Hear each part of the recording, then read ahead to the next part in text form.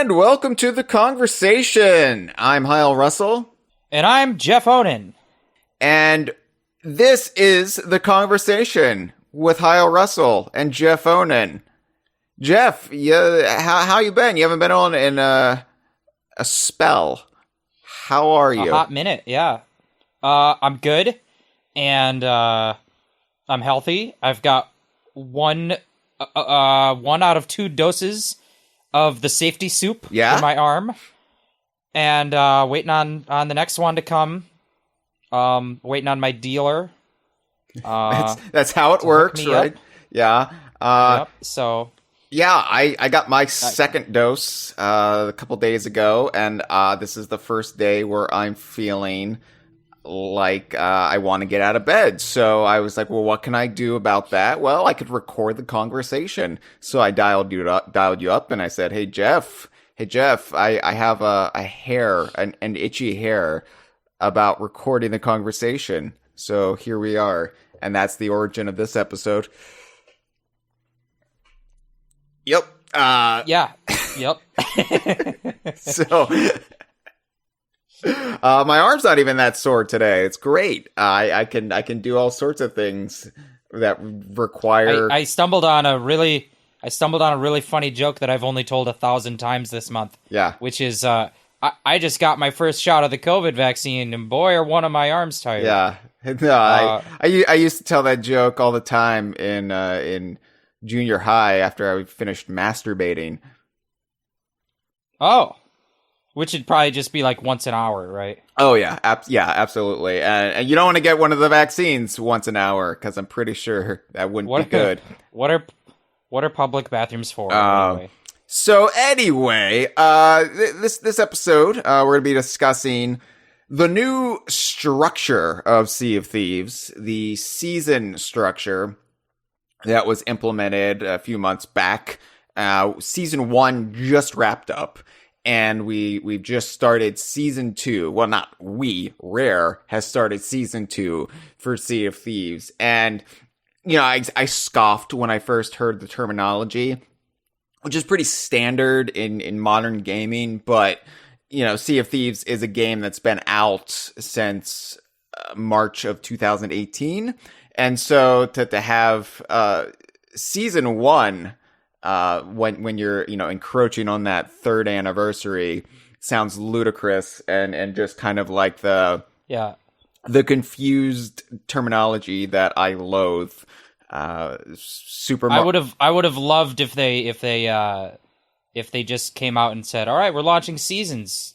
Look forward to Sea of Thieves Season 13 starting in January. Yeah, I mean, that's essentially what it is. So, you know, going forward, the conversation are, you know, 4 times a year, whatever, Sea of Thieves update episodes are going to be structured around this new season formula. So every time a season wraps up, we will then gather here in our gathering space, and we will discuss everything that happened in season blank, season X. And, you know, this episode in particular, though, we will be discussing what the season formula has done to the game and how I feel like it's sort of reinvigorated it, but in a way that not just makes the game, like, gives you more stuff to do, which is essentially what the game has been doing with every update. It's like, here's more stuff to do. And I feel like this update is different in that it doesn't just give pre-existing players more stuff to do and keep them engaged with the game, but I feel like it opens up the game and makes it more accessible for gamers who might have different styles of playing, and maybe Sea of Thieves wasn't entirely accommodating up until this point. So I feel like the season structure is not only giving you more stuff to do, but it's also kind of made the game more welcoming for different types, different folk. And I want to get into all of that on this episode. But first, I want to plug some of our wares, some of DK Vine's family of social media sites, because I run the Facebook, and the Facebook page just turned 10 years old. So that's depressing. Time to get a job. Yeah, right? Yeah, get out of the house and go to the factory, you lazy loafer. The Facebook page back in the day, that was like what I ran before Facebook, before Mark Zuckerberg, and you're like, oh, you're doing what? But it was a great way to reach new faces around the world and kind of introduce them to DK Vine. And that was like my baby. That was like what I ran back in the day, and I still run it to this day. But I also run the Twitter. You can find us on Twitter. I tweet. And Joe, our friend Joe Mudd, site staffer, runs the Instagram page. So you can find all of that. You just go to dkvine.com / and put in the social media site, and you can find us. Conversely, you could also just type in DK Vine on those social media sites, which is how most people would do it. But check us out there. Check us out on YouTube. Check us out on Twitch. We've got weekly streams. Either it's me, either it's like us, Jeff, Cameron, me doing Sea of Thieves sessions, or it's the Idaho Crew. They're usually playing every Tuesday evening, and they're just picking games from the expansive back catalog of the DKU. And so it's like, today we're going to play Skylander Superchargers. And today we're going to play Tropical Freeze, which is probably what more people would want to watch than Skylander Superchargers. But, that's the beauty of the DKU. It's wide, it's diverse, and it's full of some surprising entries that you wouldn't think about. So the Idaho Crew, consisting of Adam, Andrew, our friend Dustin Jackson, sometimes Tito Tate is there, yes. But they're it's like the he's like the Y of the right. Of I was gonna make vowels, the Y the Val joke, but you're already.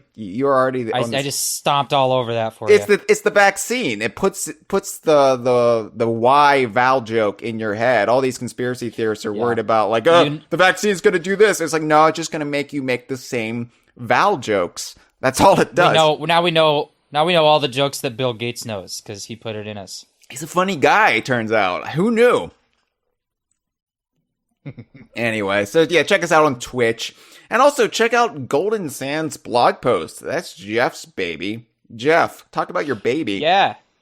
So if you like Sea of Thieves, hopefully you do, because this episode's all about that. Oh. If you don't, you probably tune out now if you don't like it. But if you do, Golden Sands blog post on medium.com is a one-stop resource for guides to what is the new content coming out, coverage of limited time promotions, Twitch drops you can earn, other things like that in a limited nature, any kind of news coming out of the game, basically anything you might need to know. We even cover all the lore in the game, so like if there was limited time dialogue or hints and teases happening in the game that disappear month after month, we catalog and preserve it.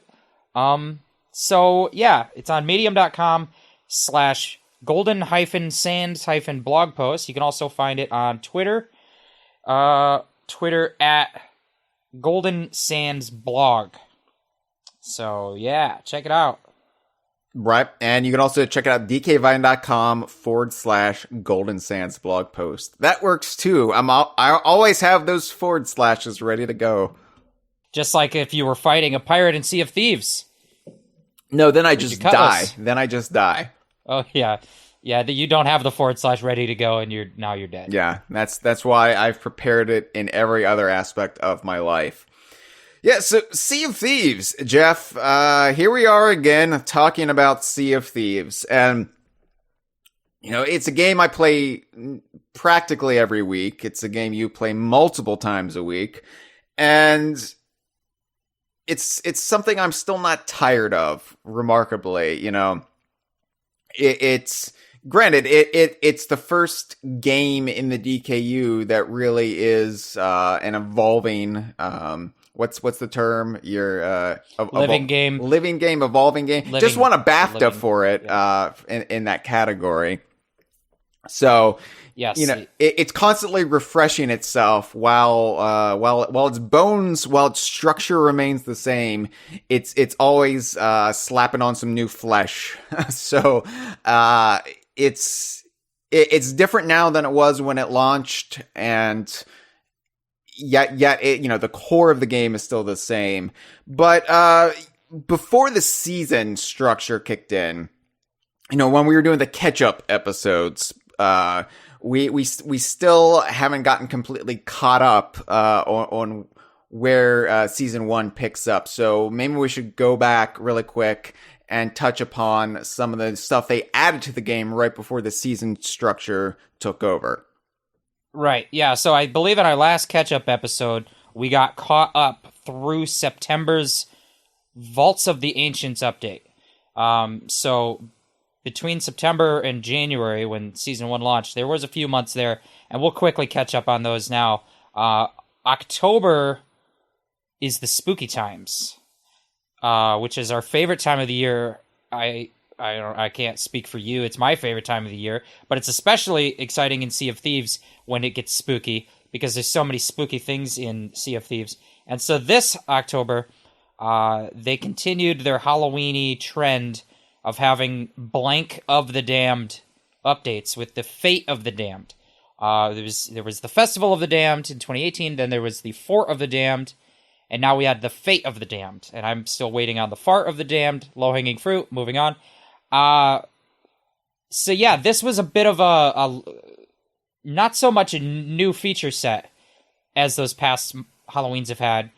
It was more of a structured excuse to revisit the features of those Halloween updates. So it was a live event, which is what they call these kind of events that they put together. They're not Build Rat adventures, but they're kind of put together where they just track objectives that are already being tracked in the game, like sell X amount of skulls or do this or that. And so it was a live event that, but as far as those live events go, this one was particularly interesting because it had a story to it, which is kind of the first time they've done that with one of these live events. So they had this story going on in the game about how the Bilge Rats were going around their business and turning up missing, which I guess is the opposite of turning up. They didn't turn up because they're missing.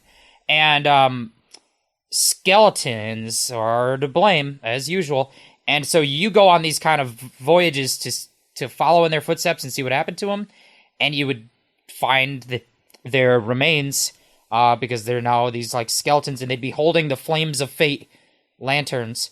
And then you'd get attacked by Shadows of Fate skeletons. So these are like skeletons that are also ghosts. So it's like undead, like double undead, and like dun dead. And you hold up the lantern. So this you'd be familiar with this if you've played past Halloween events. But this voyage was like a shortcut way to get a guaranteed Lantern of Fate without having to go through necessarily the rigmarole of how you usually get the Flames of Fate. Yeah.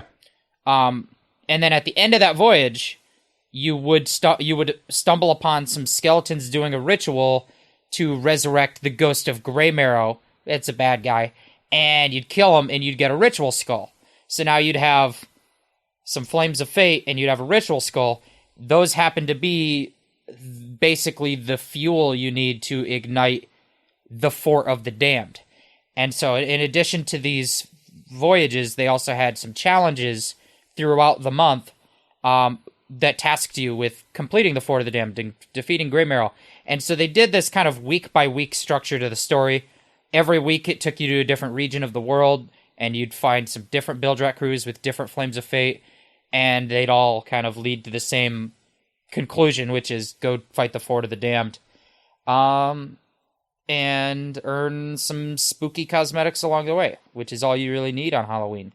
Yeah. So, like, I saw some complaints online from the broader like Sea of Thieves community, where it's just like, oh, you feeling lazy, Rare? You're just recycling content. You like they expected a whole new like thing as the center of their Halloween season around, rather than like repurposing the Fort of the Damned, which, the Fort of the Damned is always in the game. You can always activate it if you get the proper fuel, as you put it, and get the ritual skull, get the flames, and then set it up. But it's rare, that Rare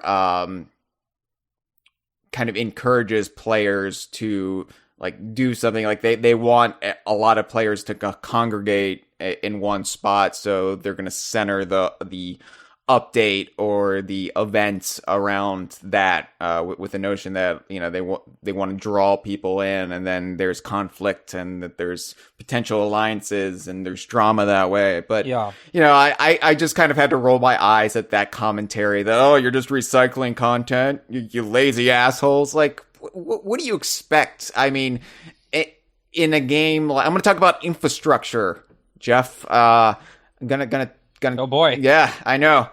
So infrastructure, the game's infrastructure, it's supposed to be repurposed like this in a living game like this. Like, you're not just gonna like continually like add new islands, I don't even know what they're complaining about. People just like to complain, and that's my complaint, is that it's just like, I don't understand how you can, like, and this is completely optional too. Like, you don't have to do this. You can always do whatever you want to do, which the season structure really accommodates, I feel like. But it's just like, come on. It was personally, I like whenever they give me incentive to go back and revisit things that I maybe didn't do like as much as I would have liked. Like when the Fort of the Damned was new.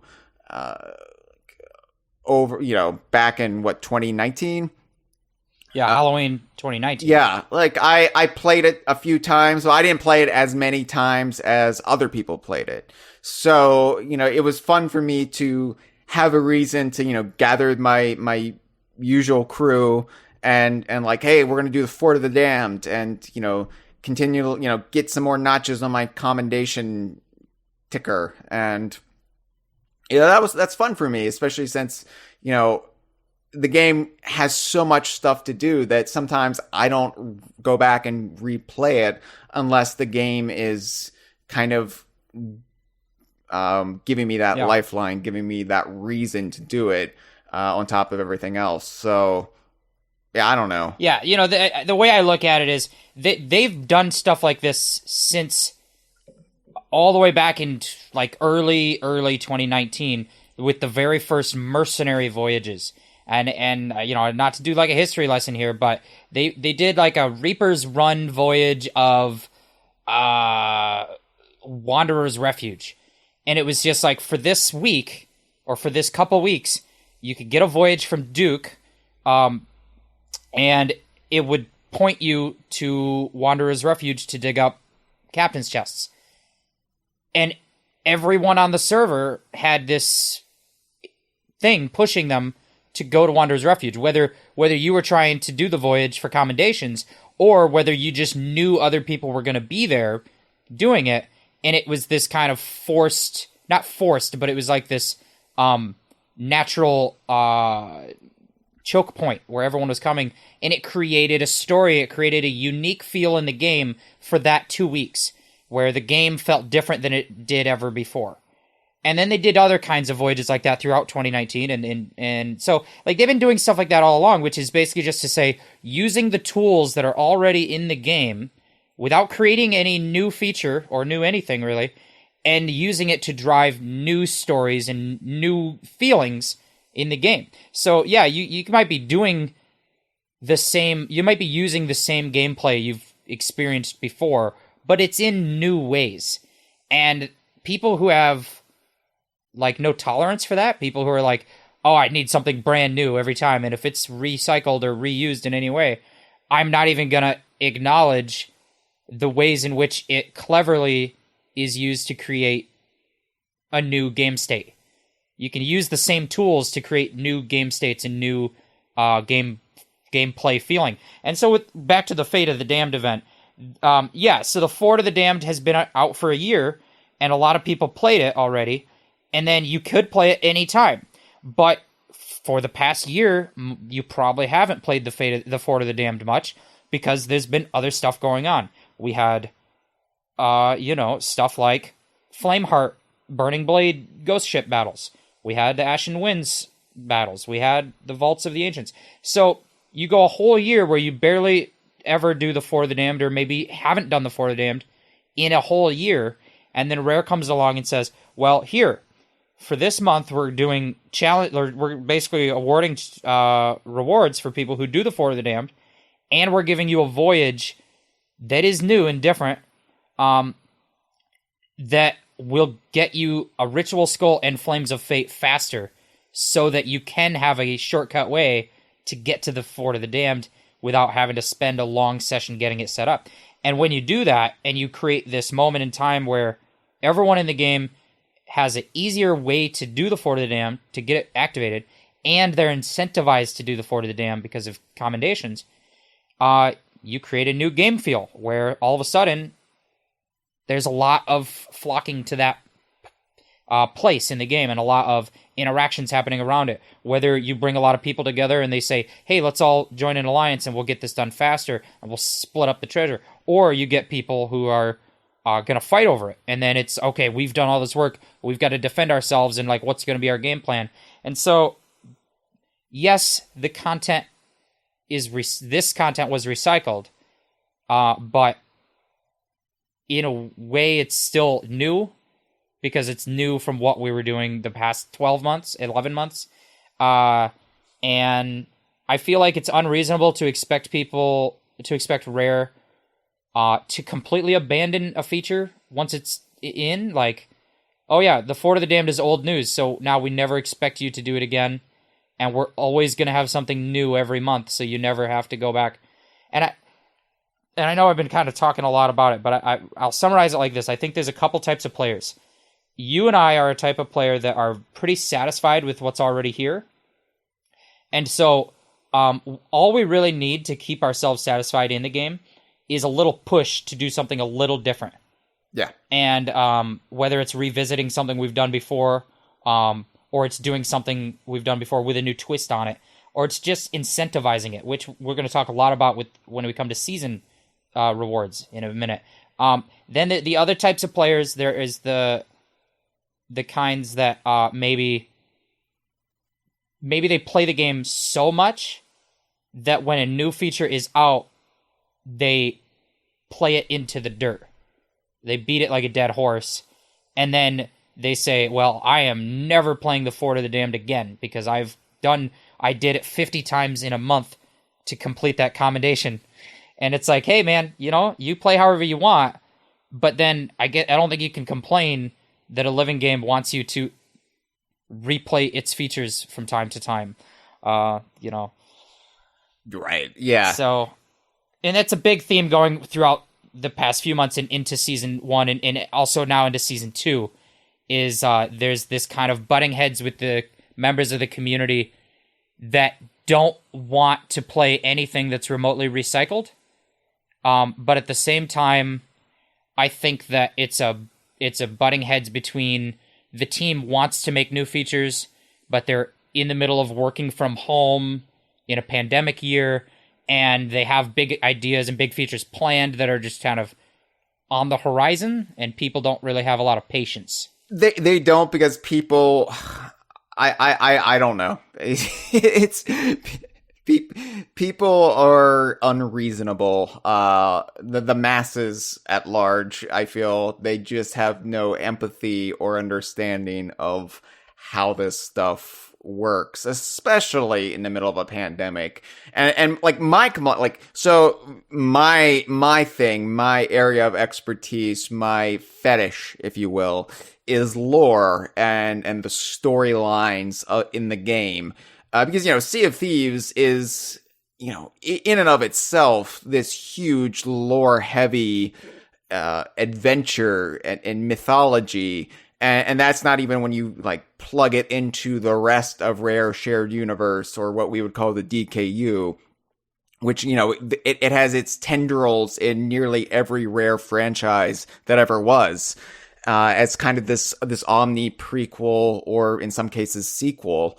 But, I think I've noticed like the pandemic really slowed down any progression of storylines. Like, we've kind of been in a holding pattern since the pandemic hit, where, like new stuff will crop up, like, ooh, these Shadow of Fate skellies, they're up to no good. What are they doing? And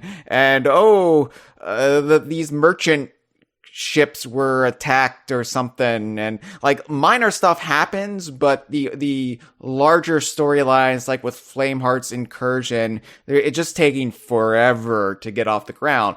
But that's understandable too, because they've really had to change their plans and kind of draw them out when everybody had to, work from home because there's a worldwide pandemic. But even that being said, there's still things that we've been able to dig our teeth into in that front, like this Fate of the Damned event. The actual story behind it is these Skellies that are trying to resurrect Greymarrow are doing so to pit him against Flameheart, because they don't want Flameheart to rule the seas. So there is a faction, at least some faction of Skellies, that are not pro Flameheart. And that, just knowing that detail instantly makes the world of Sea of Thieves feel so much richer to me, to know, how there's these different factions of skeletons, and they aren't all like, Flameheart's the big bad right now, so everything that's happening is happening because of him. It's not the case, because we had, the Vaults of the Ancients had kind of a bit more lore going on with, well, what are the Gold Hoarders doing now that the Gold Hoarder is canonically dead for the moment? And this, so they're like, okay, well, we're not going to put our treasure on Tribute Peak. We're going to store our treasure in these vaults that were they were left over by the Ancients. And, and then you've got, the skeletons want Flameheart, or they want Greymarrow to fight Flameheart, and so we're gonna do a little ritual to try and bring him back, and get foiled again by those pesky pirates. So, the story isn't progressing in a grand sense. It's a little bit like we're in the middle of an arc that just has a lot of drawn out filler. Yeah. If it was like an anime or something, if you're looking at like a long-running serial story, it's like every month, now the bad guys have done this, so go do this for the good guys, kind of thing. And we're not kind of getting a big resolution yet, but what I like is that even though we're not getting a lot of forward progress in the grand sense of the story, at least there is a story to... There is a story rationale to everything that has happened. Right. They bring in an event, and the event has a backstory to it. Even if it's a little bit, it's still nice that they're keeping a consistent kind of ongoing narrative. Well, speaking of events, they did sort of do something you wanted them to do, not in the way you had envisioned, but they added an event hub to the game. Right.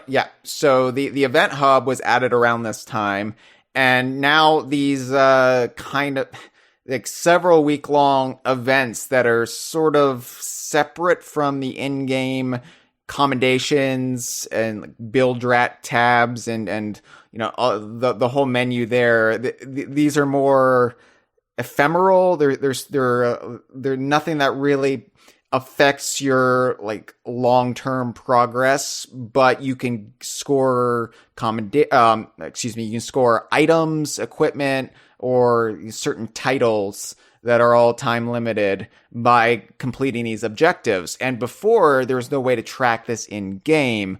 You would have to go to the website and see how far you've come along. Like, I've killed this many sharks or caught this many fish or whatever. And it was a nuisance. It was a hassle. And you came up with the idea, in which you talked about on this very podcast series, where, maybe in the tavern there could be like a bulletin board or something, which I thought was a great idea, but because you thought of it, Rare couldn't use it, so they just went with this menu tab, which, okay, it works. Yeah, so the event hub was just like it was on the website, and now with the Fate of the Damned update, they put it into a tab in the game itself. And it's not just these weekly, not weekly, but these kind of live event things that lasted for several weeks or that have been kind of happening once every month or so. It's not just those. When they put the event hub on the website, they also had daily challenges. Do a daily challenge every day, and you could get a little bundle of gold or doubloons for doing so. And they added these kind of weekly event things, like every Friday is Friday. So if you play during a certain time on Fridays, you get double the loot when you sell you get double the payout on stronghold loot from the forts. And so like little things like that, they've been doing that for like months. But you had to go on the website to see what they were. Like, what's the daily challenge? What's the weekly thing? And then what's this ongoing event like the Fate of the Damned? Well, now it's in the game, so you don't have to go to a separate website or have your phone open while you play. That's just a nice quality of life update. And at the same time, they also added in the mysterious notes. So when you load into the game in the tavern, you kind of wake up from your drunken stupor at the table, and there's a note there pinned to the table in front of you, and you pick it up, and now you've got notes in your inventory right out the gate that will tell you kind of some stuff that's going on right now, which I think is good in terms of improving visibility on things that are time limited and things that are new, because I feel like every time we do one of these events, it's common to run into other players that don't even know there's an event going on. Yeah. So, and that's what we were talking about with the bulletin board feature type stuff. But this is kind of accomplishing that in a different way. So yeah, just a nice quality of life change there. Which I feel like really came into handy once we got into the holidays and they added like the events, like 12 deeds of giving. Is that what it was called? That's right. Yeah. And yeah, there's a lot of events throughout the holiday season. So Fate of the Damned went, and this is actually the weird quirk with their Halloween events, is that they usually launch a Halloween update very late in October. And so the update actually goes through November. Can I just say, I love that, though, as someone who loves Halloween, but is also distracted because it's also campaign season. Because, I'm always running for office. I feel like I can't really appreciate Halloween until like after the first Tuesday of November. So then this kind of allowed me a chance to really enjoy Halloween throughout the month of November, while the rest of the world, moved on to Christmas and Hanukkah and capital insurrections. I could enjoy Halloween in Sea of Thieves. So I kind of like that the Festival of the Damned canonically seems to like go like right up to what would now be American Thanksgiving. Yeah, and in this sense, they did launch a update in November that was just kind of a bug fixing update and a refresh of the Emporium, and that was the Festival of Plenty, which is Sea of Thieves' version of kind of American Thanksgiving. But even though that update came out and we had new cosmetics that were kind of themed around the Festival of Plenty, the Fate of the Damned was still ongoing, and it actually didn't end until December 9th. So it's like, I kind of love that. Like, Halloween ends when I say it ends. Yeah. Is December 9th, is that Pearl Harbor Day? Or is that John Lennon's death It was the day after John Lennon died, so oh my god. It was John Lennon's autopsy day. I don't know. Yeah, so John Lennon's death marks the end of Halloween. That's how we planned the calendar. But yeah, so there were some new cosmetics in November, but for the most part, the Fate of the Damned went all the way into December, and then now we're in the holiday season, and there was just a lot of holiday type of stuff going on and sales, and double XP weekends, and they kind of started this pattern of doing Twitch drops like every month, and they still haven't stopped. Yeah. There's like one weekend of Twitch drops, which, yeah, that's fine. I don't love the Twitch drops, but I gotta have them. Right. I think we're on the same page there. I did like how they did the holiday, the holiday stuff this time around. Frozen Horizon? No. I liked that. Because before, like, they had it so you, like, had to log in every day to the game. Oh, right. And this time they did it more like their event structure, where, no, you just have to complete these objectives or, in a certain amount of time, where you didn't have to log in every day, because the holidays are a busy go time for people.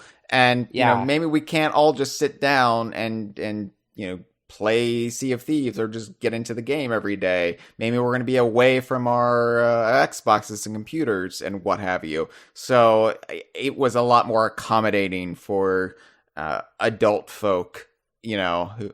That was the 2019 structure, was more of a advent calendar where you had to log in every day for like 12 days of Christmas or whatever.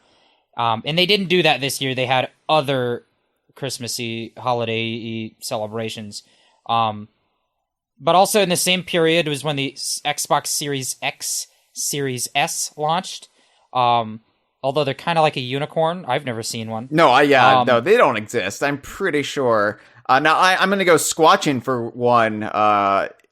Hopefully, by the end of the month, I'm going to go into the woods, and I hope to have an encounter. I'm gonna leave out raw meat and just create a trail to meet.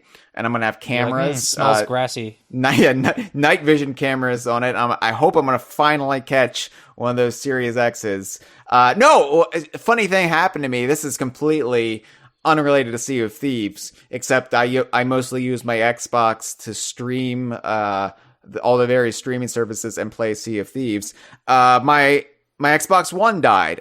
My first gen Xbox One finally, like, I think it can be fixed, but essentially it died during a time when you can't find the new Xbox out there anywhere. So I had to go on eBay and buy another Xbox One in order to have an Xbox in enough time to, not miss anything with Sea of Thieves and get back in the game. So it was really frustrating. I was like, oh, okay, my console finally crapped out on me, and I can't even get the new one. So I have to use money to buy the old one again. Just really frustrating. Yeah, so they did this kind of promotion, or they're still doing it, I guess, where if you log into the game from a Series X or Series S, you'll automatically unlock a Xbox-themed Sea of Thieves ship. The issue being that nobody can find a Series X or Series S. So they said something like, oh, you do it in the launch window, you have like 4 months or something like that. And at the end of that window, they were like, hey, we're going to extend this so you can still get the Duke ship set for a while because nobody has an Xbox. Which I still don't have the Duke ship set. But no, I don't either. How long do we have now? I don't know. That's actually, I'm gonna have to look that back up. At one point I knew, and now I don't. So the thing is, to me, it shouldn't be limited time. Just keep it open forever. If anyone who buys the Series X in a year or 2 years, they should get the Xbox themed ship. Just let them have it. Right, especially because supply and demand. The demand is greatly outmatching the supply. So we all want the Duke ship set rare. We just can't find a fucking Series Xbox whatever doodad in stores. So it's not like Battletoads, where it's like play the new Battletoads and get the ship set. That was easy because we could just download Battletoads. We can't download the new console to our old console. So yeah, so the Festival of Giving is what they kind of call the period of time around the holidays in Sea of Thieves. And so this is actually kind of annoys me in my weird lizard brain way. Is this is the first time they've named an update, officially given this update a name, that is the same as the name of an update that's already existed. Oh. They just called this update the Festival of Giving. I'm like, you did that last year. This has to have a new name. Like, they had the Festival of the Damned, and the next year they had the Fort of the Damned, and the next year they had the Fate of the Damned. But with the Festival of Giving, we're just going to call it the Festival of Giving again? I think because how does my brain discern? They saw it worked with Battletoads 2020, and they're like, let's just do this. Wait, the new Xbox is called what? Let's just do this. Nothing matters anymore. We're going to make a new Killer Instinct. We're going to call it Killer Instinct. We're going to make a new Battletoads. We're going to call it Battletoads. What are we going to call the new Perfect Dark? I don't know. I kind of Seinfelded there, and it was an accident. But I was not trying to. It's early. I'm a little hungover early on a Saturday morning, and that's when I start Seinfelding. The thing is, if Jerry Seinfeld was like 40 years younger and a gamer, this would be the kind of thing he would be greatly irritated by. You would. That'd be a whole episode. Yeah, so the Festival of Giving, there's a lot going on throughout this update, because it kind of went from December 9th all the way to January 20th when the Season 1 began. So we're almost caught up to what this episode's actually about. We'll get there.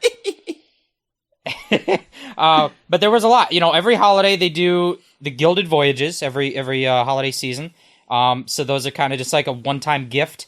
Every player can get this voyage that you stash in your voyage inventory and don't use. I think of it a bit like a Master Ball in Pokemon.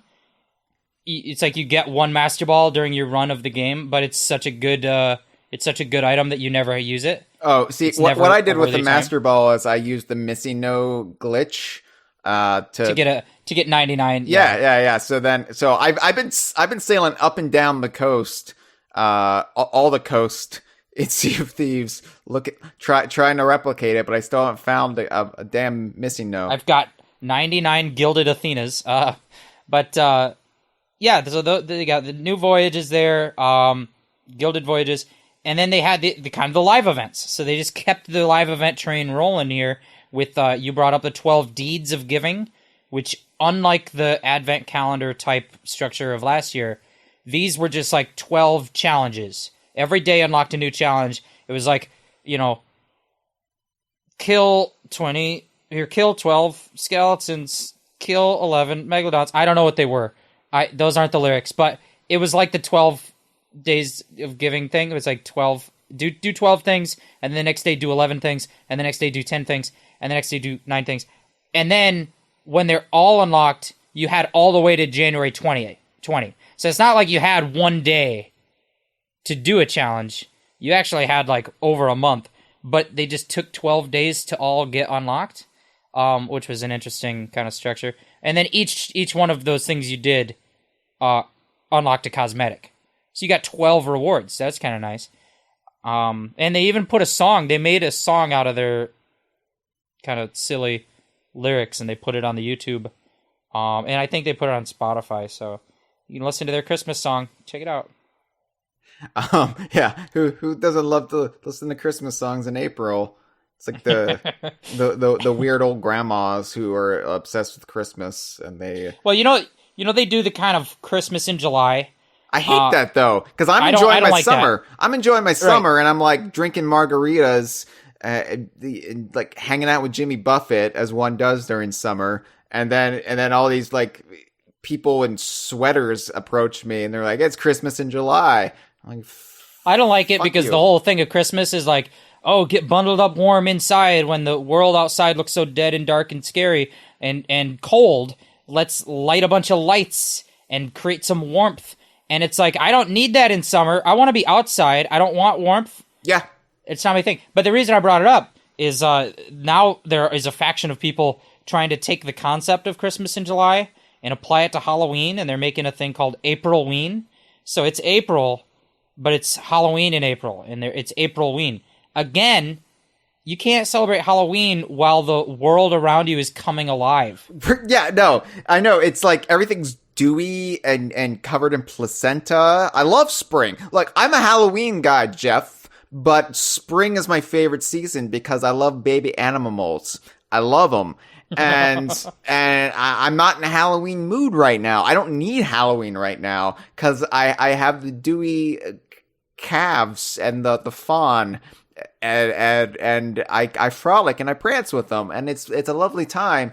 But it's like, how come when it's Christmas I can't be the asshole running around in a banana hammock saying it's July and December, and I like launch fireworks at people's faces? I'm gonna do it this year, Jeff.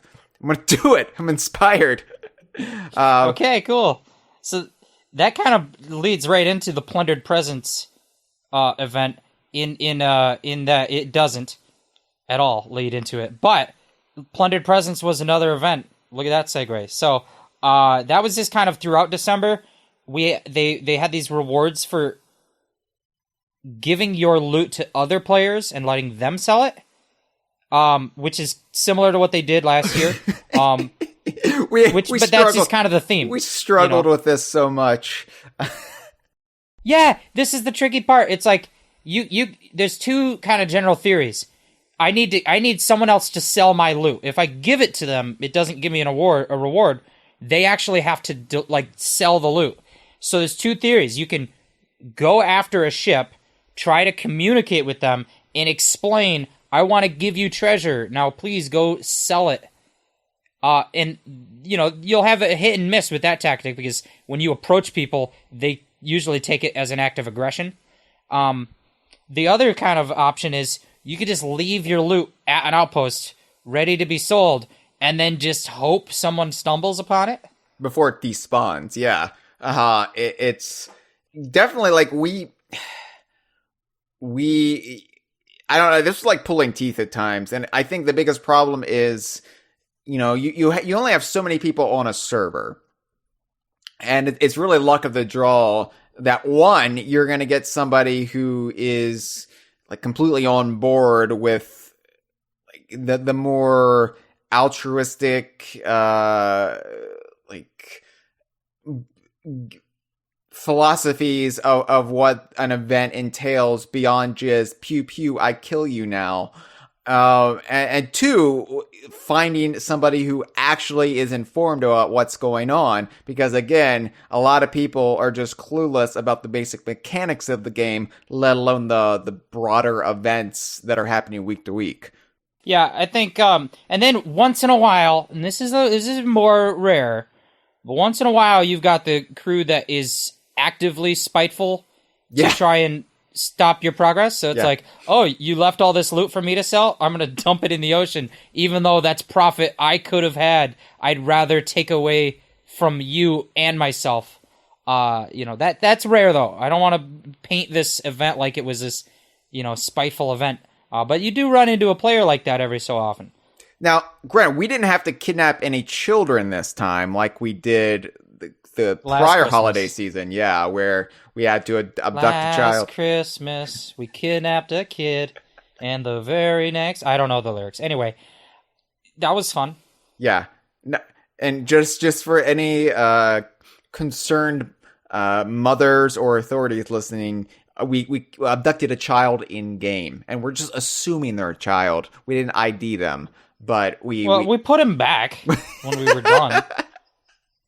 Barely had a scratch on them, but yeah, it was fun. But yeah, and then I think a better segue from me launching fireworks in people's faces while wearing a banana hammock would be Grogmanay, which was their New Year's event, which was a very clever pun.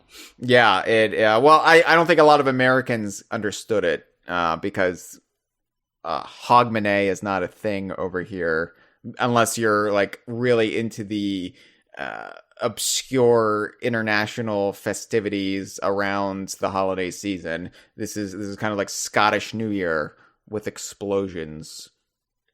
Yeah, I didn't know what it was, so I was like, Grogmanay, that sounds like a pun. I don't know what it means. So I Googled Grogmanay, and the first results are like, did you mean Hogmanay? Yeah. And I was like, probably. And then I read it, and I was like, yup. Yeah, Granted, they could have done something with Hogmanay with pigs in the game, but they didn't. But is the real life Hogmanay have anything to do with pigs? I'm just saying they could have just called it Hogmanay then, and then it would have just had it be pig centric. I don't know. Yeah, like the challenges could be about blowing up pigs with fire. You've got fire, you've got pigs. This is people are like, don't recycle content, and I'm like, hey, but you've never had to blow up pigs before. Right. It's kind of new. So yeah, that was kind of a challenge, a list of challenges that were like fire themed, and like you had to defeat skeletons using Chest of Rage and Ashen Wind's skulls and stuff like that. Starting in kind of January, and kind of to make that task easier, Lorena offered up these kind of limited time voyages throughout the Festival of Giving update, which the stash of powder and arms voyages. It was just like a voyage where you could go and dig up gunpowders, Chest of Rage, Ashen Wind skulls, and stuff like that. And so it was like a shortcut. So again, it's totally recycling mechanics and things that are already in the game, but for a limited time, excuse me, for a limited time, you had a easy shortcut to get Ashen Wind skulls and Chest of Rage.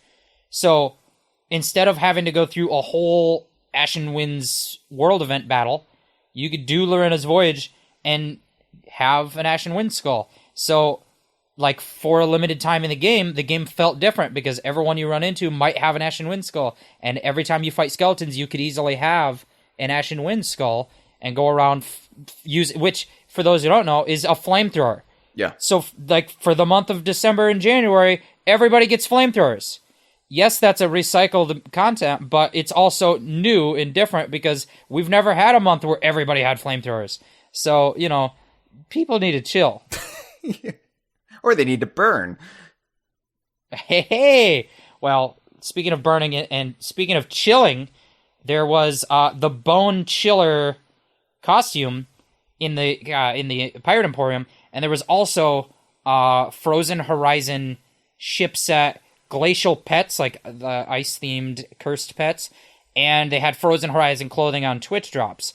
So all of these, the reason I'm bringing these cosmetics up is that it was interesting. This is like the first time they have done frozen-themed cosmetics in the game.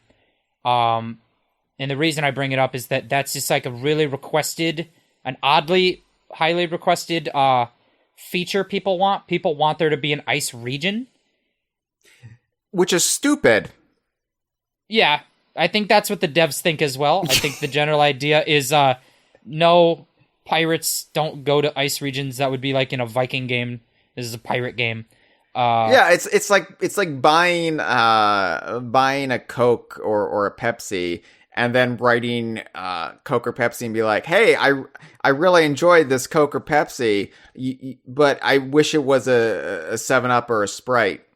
Like, well, why'd you buy, like, Sea of Thieves, like, it aesthetically Pirates and Pirates of the Caribbean and the whole aesthetic is rooted in tropical islands, and that having an ice region would completely nullify that. I don't get it. I don't get it myself, but I think that where this kind of goes is that it's the first example of what I think is now a trend, which is things that maybe don't make sense in the world of the game, strictly speaking, are now popping up as cosmetics. But they're kind of divorced from the game by one degree because they're just in the Pirate Emporium. Mm-hmm. And they're usually things that at least aesthetically make sense in the world, but like you wouldn't have a whole ice-themed region. But could you have one ice-themed outfit? Sure.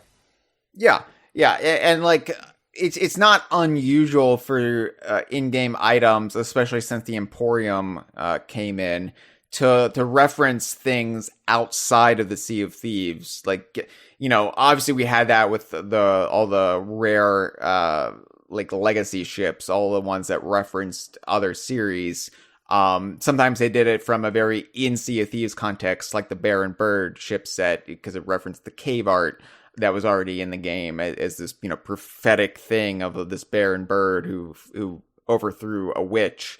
But then, you've got things like, wait, what was it? The Cameo? Yeah, Cameo Or and Viva Pinata? yeah, but I'm just thinking of like things that like would then be referenced events outside of the purview of Sea of Thieves. Like the State of Decay. State of Decay. That's definitely one of them. Yeah, where it references what's ostensibly a zombie virus on an island like outside of the sea, outside of the Shroud. And then, with this, we've got like things like the Bone Chiller costume, which is essentially a Krampus costume, but it's made skeletal to kind of keep it on brand.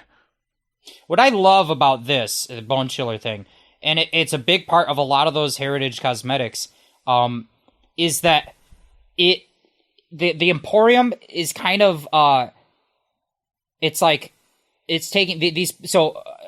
There's a big theme in Sea of Thieves about storytelling, like in universe. The characters tell stories because you're on a pirate ship all the time. So of course there's all these tall tales and big, larger than life stories and fables. And so there's this whole thing about fables, and like the Emporium is just taking common stories and common legends and making cosmetics out of them. And then there's this implied kind of like, but maybe there's some truth to the story. Yeah. And so you're like, oh, I heard a story about an island of zombie pirates, or I heard a story about an elemental realm full of fairies, and that's Cameo. I heard a story about an island of candy creatures, that's Viva Pinata.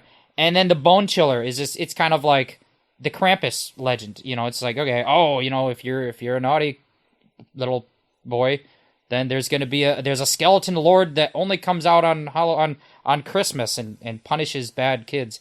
I love this idea that the pirate culture, like the culture in this pirate realm, is a bunch of people telling like silly fairy tales, and then turning those into actual like merchandise, basically, cosmetics that you can buy and earn. Yeah, it's a big part of the game that I love, is that implied, like, how much truth is there to the fairy tale is the fun part for me. Like there's the legend of the saber wolf, and it's like obviously implied that it's true because we have played saber wolf. Yeah.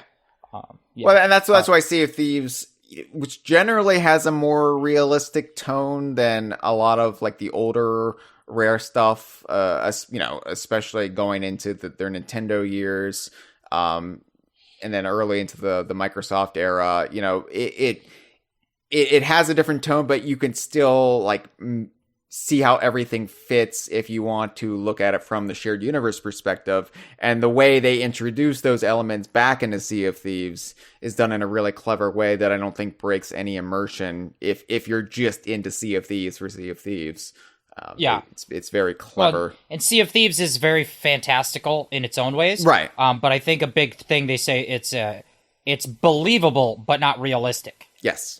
It's things that would make sense in this world, but they don't have to follow 100% the laws of physics. Like, being able to launch yourself out of a cannon kind of is stupid. It doesn't make sense. But it's believable. It's not realistic, but it's believable. And they even go out of their way to explain how it's possible in lore. Like, right.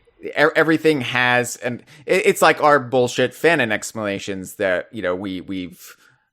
bandied about since DK Vine has been around. I mean, Sea of Thieves just does it in game and in their in-universe expanded materials, so we don't have to do anything. I mean, it's Sea of Thieves is really the first time where I don't have to fan wank anything because they've already wanked it for me. Love it. And boy, are their arms tired. Brought it back. The last thing I think I wanted to bring up before we talk about the topic of this episode, which is season 1, and it is on that topic of cosmetics.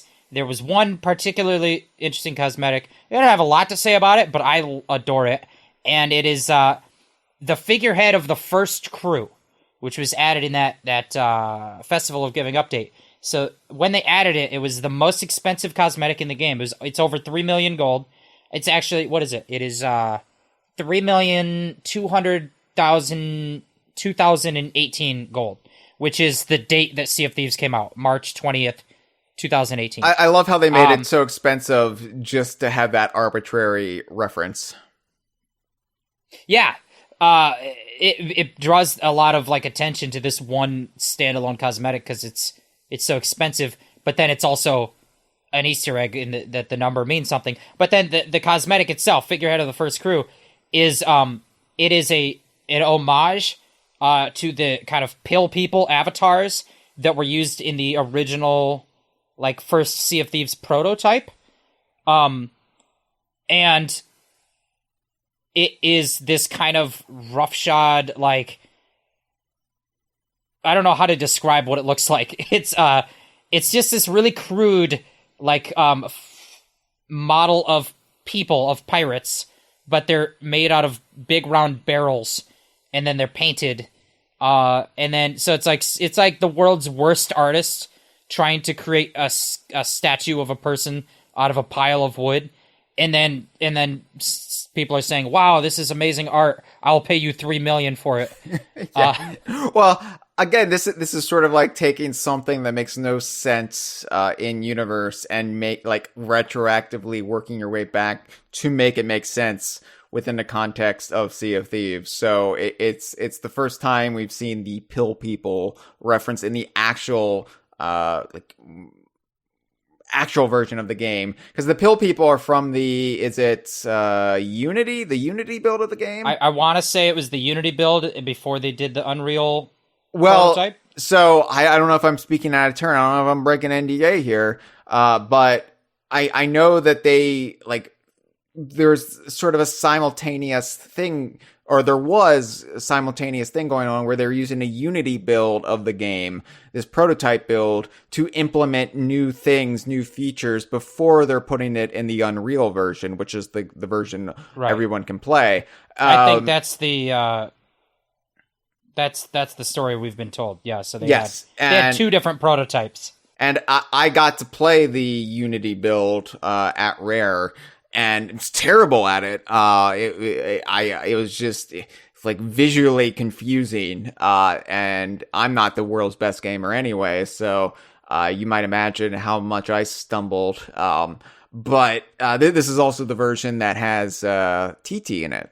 TT from off of Diddy Kong Racing, which we've seen screenshots of that shared by Rare staff, so I can openly say that was the source of all the TT and Sea of Thieves stuff, and still holding out hope he's going to make it into the Unreal version. But I love this. I'm actually in game right now saving up enough gold because I don't want to bankrupt myself, right? And I wanted to buy all the stuff from the Bildrat Black Market, because for a while there, like, they were adding all this stuff to the Bildrat Black Market, like back when Duke was running it, before Lorena took over.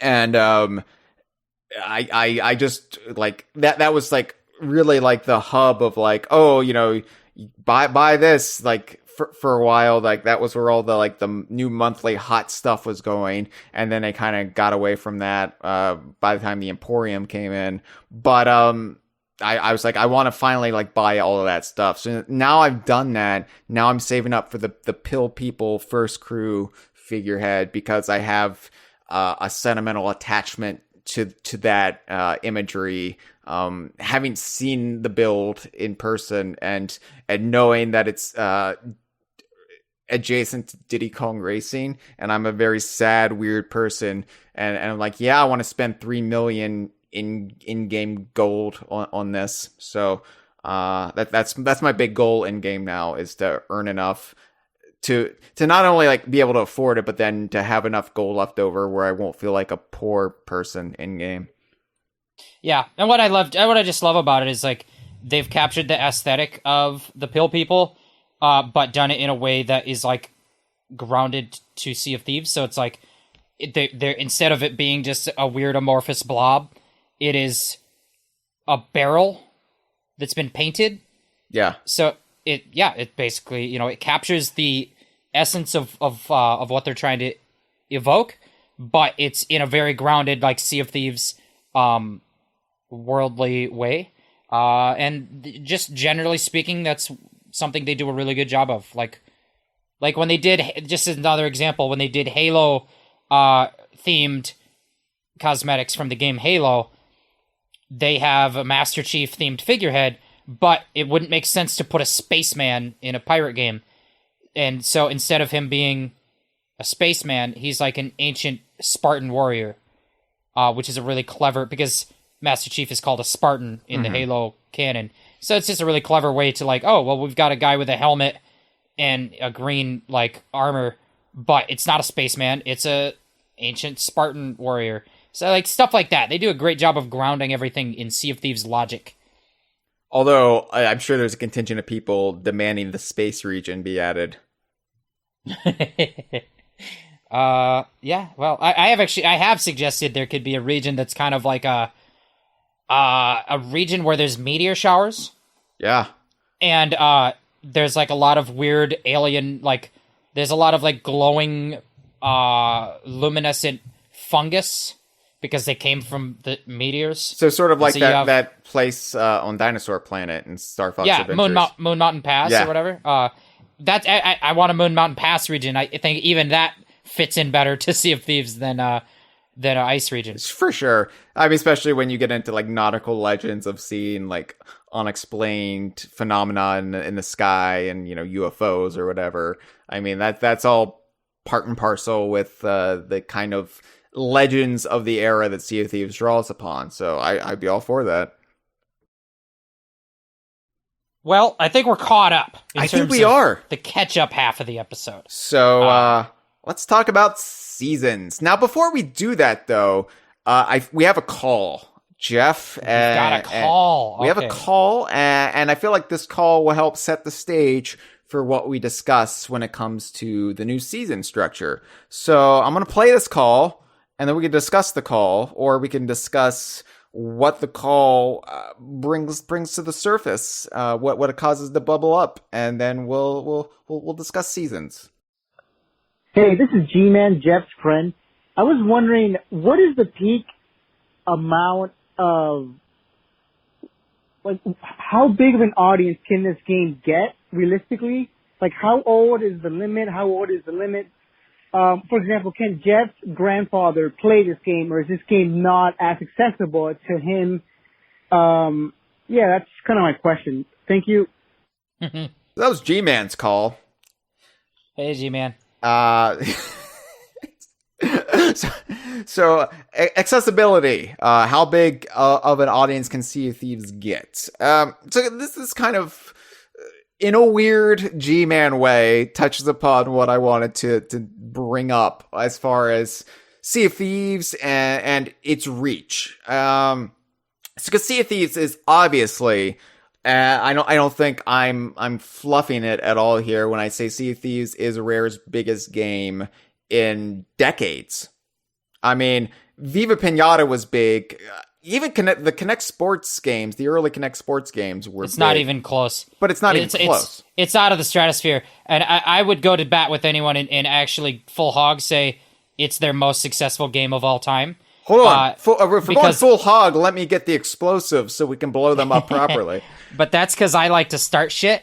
You know, Donkey Kong Country didn't have 20 million players. So, you know. I think, like, there is this disconnect.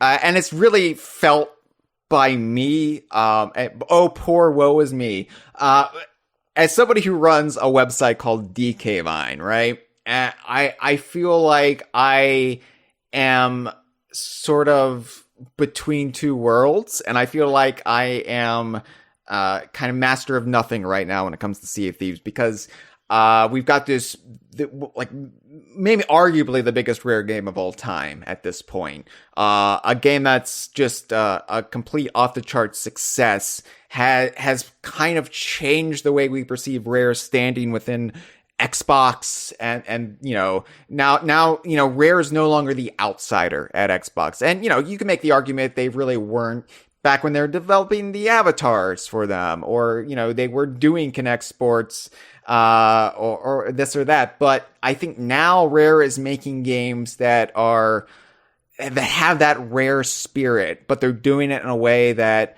makes them not at odds with Xbox. And granted, Xbox is completely different than the Xbox of the early era, the 360 era, or even the early Xbox One era. I mean, under Phil Spencer, I would argue that Xbox is more in line with what I would always want a video game company to be. And it's kind of diversified. Its lineup is more inclusive to all sorts of gamers, and it's no longer the dude bro system. It's definitely even shit they're doing like backwards compatibility. Having you can now stream Banjo-Kazooie on your phone. There's just they're doing all sorts of stuff that Sony and Nintendo aren't, and I am a big Xbox fan now. Never thought I would get to that point where I was an Xbox fan and not just a reluctant Xbox owner because of Rare, but here I am. But you've got Sea of Thieves, right? This big pillar of Xbox now. And now Rare is this big pillar of Xbox, and like we always wanted it to be. And so they brought in this whole new audience for Sea of Thieves. Meanwhile, you've got this older audience of like Rare fans who got into Rare because of their Nintendo years. And that's essentially like the crowd that's always followed DK Vine. So whenever I talk about Sea of Thieves, whether it's on the Kongversation or on social media or we just stream it every week, there is this visible disinterest from that crowd. And they're like, why are you talking about Sea of Thieves? And meanwhile, I'm DK Vine, so the Sea of Thieves crowd isn't really that interested in DK Vine. So I feel like I'm just kind of stuck in this void between the two. And I want to talk about Sea of Thieves because it's Rare's biggest game in forever. And it's a game I absolutely adore. And I feel like it's a game that really does fit with the shit we love at DK Vine. It not only is it, a part of that shared universe, but it's about pirates and sailing tropical islands and bananas and barrels and monkeys. And it's got that great Greg Malesian design philosophy that we adore. And awesome Robin Beanland soundtrack. And it's just like oozing, all of this like classic stuff that we adore. And yet it's like pulling teeth, getting people of a certain vintage interested in it. And when I bring it up, a lot of times what I've heard is, well, I'm just not a big like co-op player. I like playing by myself. I don't want to have to play with friends. And that barrier of like, we're going on a 7-hour voyage is too much for me. And so I have no interest in that. And at least that argument I could kind of get, right? Like, I'm not going to shame anybody for not having interest in Sea of Thieves, or if they tried Sea of Thieves, it's just not their area of like interest. They just didn't click for them, whatever. I understand. Like, the fact that I can pull a crew of friends from around the world every week to play with me, it is a privilege, that I'm, if not everybody can manage that, I don't want to shame them about it. And I can definitely it's more fun to play with friends. It just is. It's for me, Sea of Thieves is a great hangout game. I get to hang out with my friends on a boat, hanging out in Rare shared universe in a world that's, I've loved since 1994. It's great. I mean, of course I'm going to love this game. Of course this game is going to be one of my all-time favorites. But that barrier to entrance, to enjoy the game, it is steep if you don't have friends. And part of that is the game's classic structure is, you're going to go on these long voyages, you tick off commendations, and it's never really been that friendly to people who might just want to, jump in for 15 minutes to an hour, on a sloop and do one or two things and then log off. And I feel like now it is.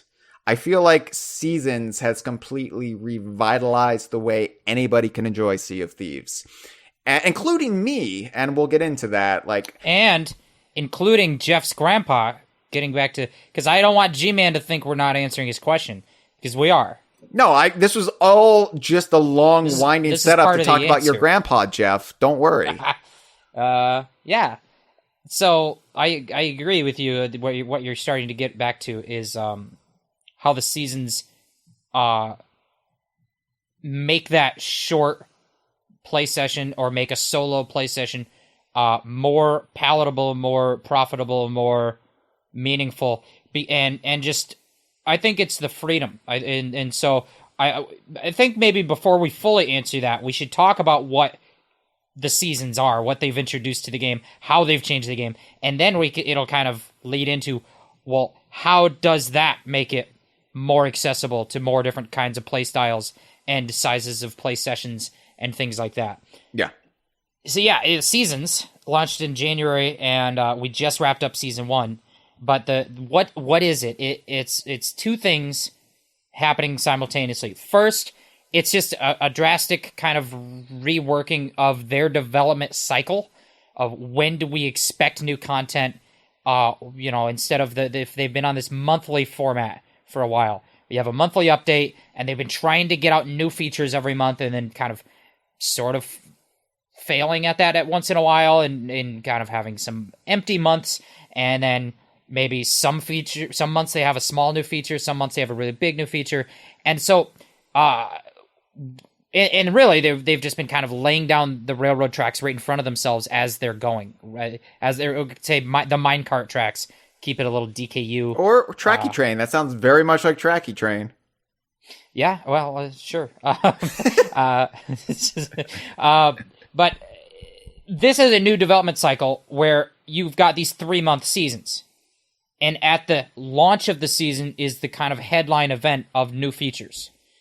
And so now we know when to expect the new features. The new features are coming at the launch of a season. And then there's a bit more buffer development time where the months in between, you're still going to have a monthly update, like in terms of having a patch to the game and maybe some tweaks and new things going on. But it's not really those big headline features. So you get that big headline features at the launch of a season, and then the next month you've got kind of a quality of life tweaking, bug fixing, new cosmetic introducing update that, it'll bring in maybe a new live event just to mix things up and give you some incentives and push you in some directions. But for the most part, you've got like a real update every 3 months now, and small keeping things fresh updates in between.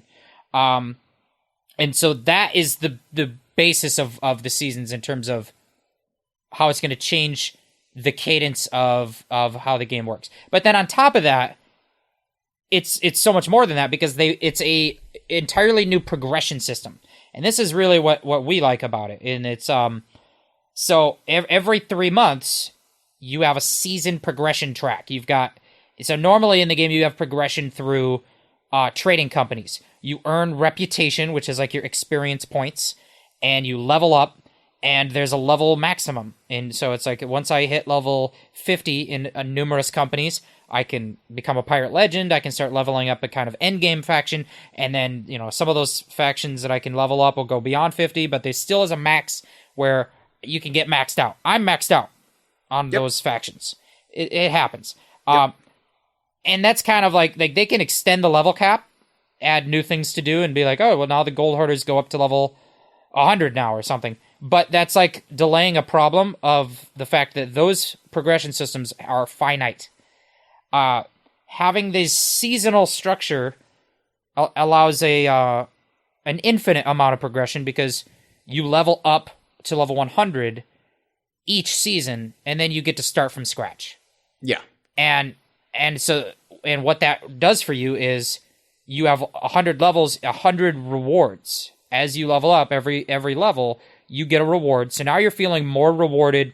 You're actually getting like cosmetics and things for your time more frequently. And then if you max out that level, when the new season starts, you can do it all again. You're never like finished in a way that the other factions can kind of make you feel like, well, I'm finished and I don't want to do this anymore. This will make you feel like, no, I feel rewarded and I feel excited to level up.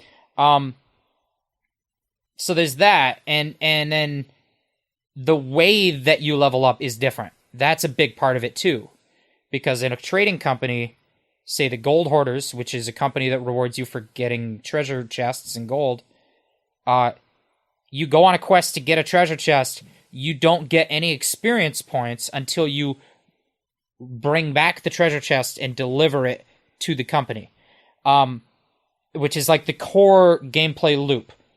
You know, go to a location, get a treasure, bring it back, and do that loop over and over and over in different unique ways. The problem with that loop that I think can put some people off is that it is the possibility of loss of progress. I can do work to get the treasure, but I don't earn anything until I deliver the treasure, and that is where you get the opportunity for piracy and thievery, which is the game. That's the name of the game. It's the game. And it would be boring without that, without the kind of tension and threat of loss and how that motivates you to either take higher risks or play it more safe and things like that. So that's important, but it's mitigated a bit by the season progress, which is totally different, which basically just rewards you for playing. It rewards you for play time, really, because it's like every action you do gives you the experience points rather than just that end of session, we made it back with the treasure and delivered it moment. If you fail to get to that moment, if you get sunk by a kraken or another player and you lose all your treasure, you used to feel like, man, I just lost 2 hours or 3 hours of work and I got nothing to show for it. Now, you don't feel that way because sailing nautical miles, killing skeletons, digging up treasure, completing steps on a voyage, all of those things earn you season progress, which is called renown. So it's totally different feel, and you still have both forms of progression. You still have that fear of losing your treasure, but it's mitigated by this other track where you're still always making progress. Yes. Yeah, and as someone who likes, I have a very silly way of playing, or rather, I've always wanted to play in a sillier way than the game accommodated me. So, like, for a while there, the biggest problem for Sea of Thieves was this grind of, we have these time limit accommodations we have to get through. So the focus for the next few weeks has to be these things, A, B, and C. And even though we'd rather be doing this, you know, we have to focus on this. And with the progression system, with renown, there's trials, but we'll get into that. But none of it is really necessary. Like you don't need to do A, B, and C in order to get renown. You get renown for doing anything. So sailing a little bit, you get renown. Stepping foot on an island, you get renown. Fighting ambient skellies, you get renown. So really, you do anything in the game beyond just stand still at an outpost and you get renown. So the game is constantly rewarding you for playing it, for exploring, for living and breathing this game world. And all of a sudden, I feel like everything I do, no matter how silly and inconsequential to the grander narrative, it feels like there's weight behind it. It feels like I'm not wasting time. So I can just log in and I can do a couple things, and I feel like it was worthwhile, not just for my own enjoyment or bemusement, but for the larger goals of progression. Yeah, exactly. So I think that feeding into the idea of making the game more accessible to players, that's kind of the angle you're approaching with it, which is true, and you could elaborate on that. But I also think I want to make it clear, this is not something that is just going to motivate players who felt like, oh, I wasn't motivated by the old way of playstyle, and it'll bring in a new player. This is a new form of motivation for all players, veterans like you and me, but also new players that maybe this will change the way they think about how they play the game. And so, yeah, I think that this is a game changer for most people. And it for me, a huge part of it is the freedom to repeat stuff that you've already done and feel like it was worth your time. Because there's a bit of a, like, once you've completed a commendation, it's maybe not a good use of your time to do that thing when there's another task you could be doing where you haven't completed the commendation, and especially if that task doesn't reward you the most treasure compared to other tasks. So yeah, you've got, the Burning Blade ghost ships, and you've got Ashen Winds, and they reward so much treasure, and you've got emissary flags, and it's like, well, if I want to be efficient and min-max this, I really should be doing those kinds of activities that are going to get me a lot of treasure and raise my emissary grade. And there's really no reason to do a tall tale, for example. You might come to that conclusion that I like doing tall tales, but the game isn't really rewarding me enough for my time if I do a tall tale.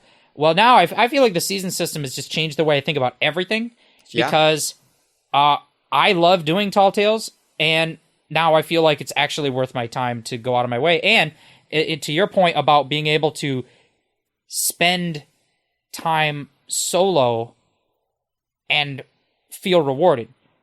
In the past, playing solo, the game doesn't make it easy to be, the game is harder when you're solo.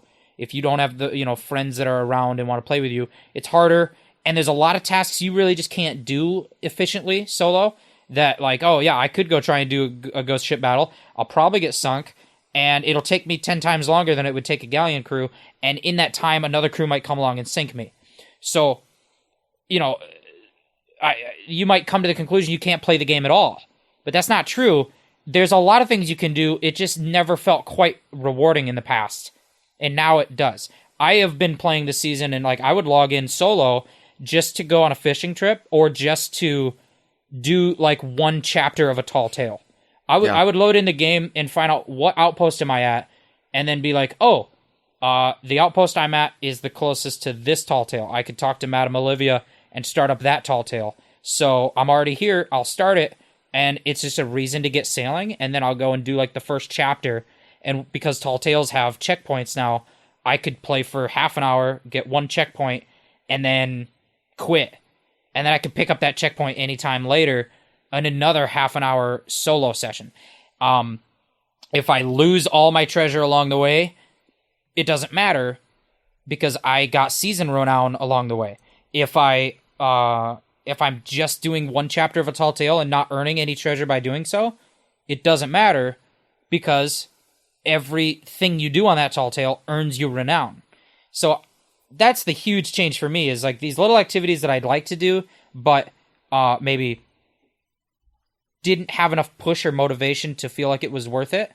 Now I'm like, I can do tall tales solo just because I like to hop in the game and sail around. And I see that ticker going up, and I'm leveling up the season. And I think I leveled up to level 100 in February, so halfway through the season, and I almost made it to level 100 in the Insiders build of Sea of Thieves on my separate account because of how much I play that as well. And it totally changes the way I play it. We'll discuss how you got to level 100 here, what pushed you over the edge. So yeah, I just think that having this kind of ever-present, almost like a carrot on a stick, but not I feel like people talk about these things sometimes in a negative way, it's just this arbitrary carrot on a stick. But to me, it doesn't feel that way to me. It actually just feels very pleasant and rewarding to have this layer onto what I'm already been doing. Absolutely, because the old stuff, old commendations or the trading companies, ranking up with them, or ranking up with Athena's fortune when you're a pirate legend. That's all still in there. That's all still stuff you can work towards. But now you have this kind of broader stuff that feels like the culmination of a lot of the things they were doing, like outside of the game to kind of spur interest. And when I say outside of the game, I mean like the events that used to be on the website, and they're still doing with the event tabs in the game, but things like the summer Sea of Thieves from last summer, where they last August, where they were really like, here's all these what they're now deeds, I guess, but here are all these things you can do. If you get all of them in this category, you get a title. And if you get all of the stuff, you're the Legend of the Sun. That's the ultimate title you got from that, which is what the title My Pirate wears. But for me, like, it brings me back to when the game was brand new. And when I say when the game was brand new, I mean when it was still the technical alpha, when it was, I just want to explore this world. I want to look at all these pretty islands that Rare's team crafted. I want to just kind of explore this rock. I just want to try to see if I can climb it. It makes me feel silly again, Jeff. It makes me feel like a silly man frolicking with those dewy deer in the meadow. And it makes everything feel like spring, is what I'm trying to say. None of this springy ween stuff. I mean, I guess there's a little bit of that since there's spooky skeletons running around, but it really does make me feel like anything I do in the game, including just my goofy way of playing, where I'm just exploring the game world and not worrying about PvP or going pew pew you're dead towards other pirates. It makes me feel like I'm being rewarded for how I want to play it. And the old tagline of, be the pirate you want to be, it's never felt more true now with Sea of Thieves and the season system. Right. So getting into kind of G-Man's question of how broad of an audience can Sea of Thieves have? Could my grandpa play it? In theory, I would say yes, and I would wager there are thousands of grandpas that play Sea of Thieves. But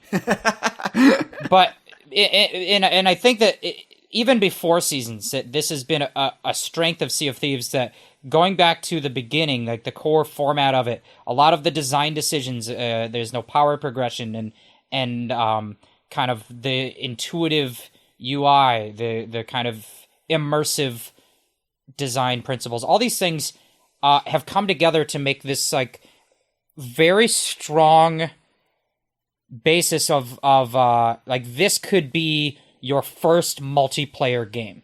Mm-hmm.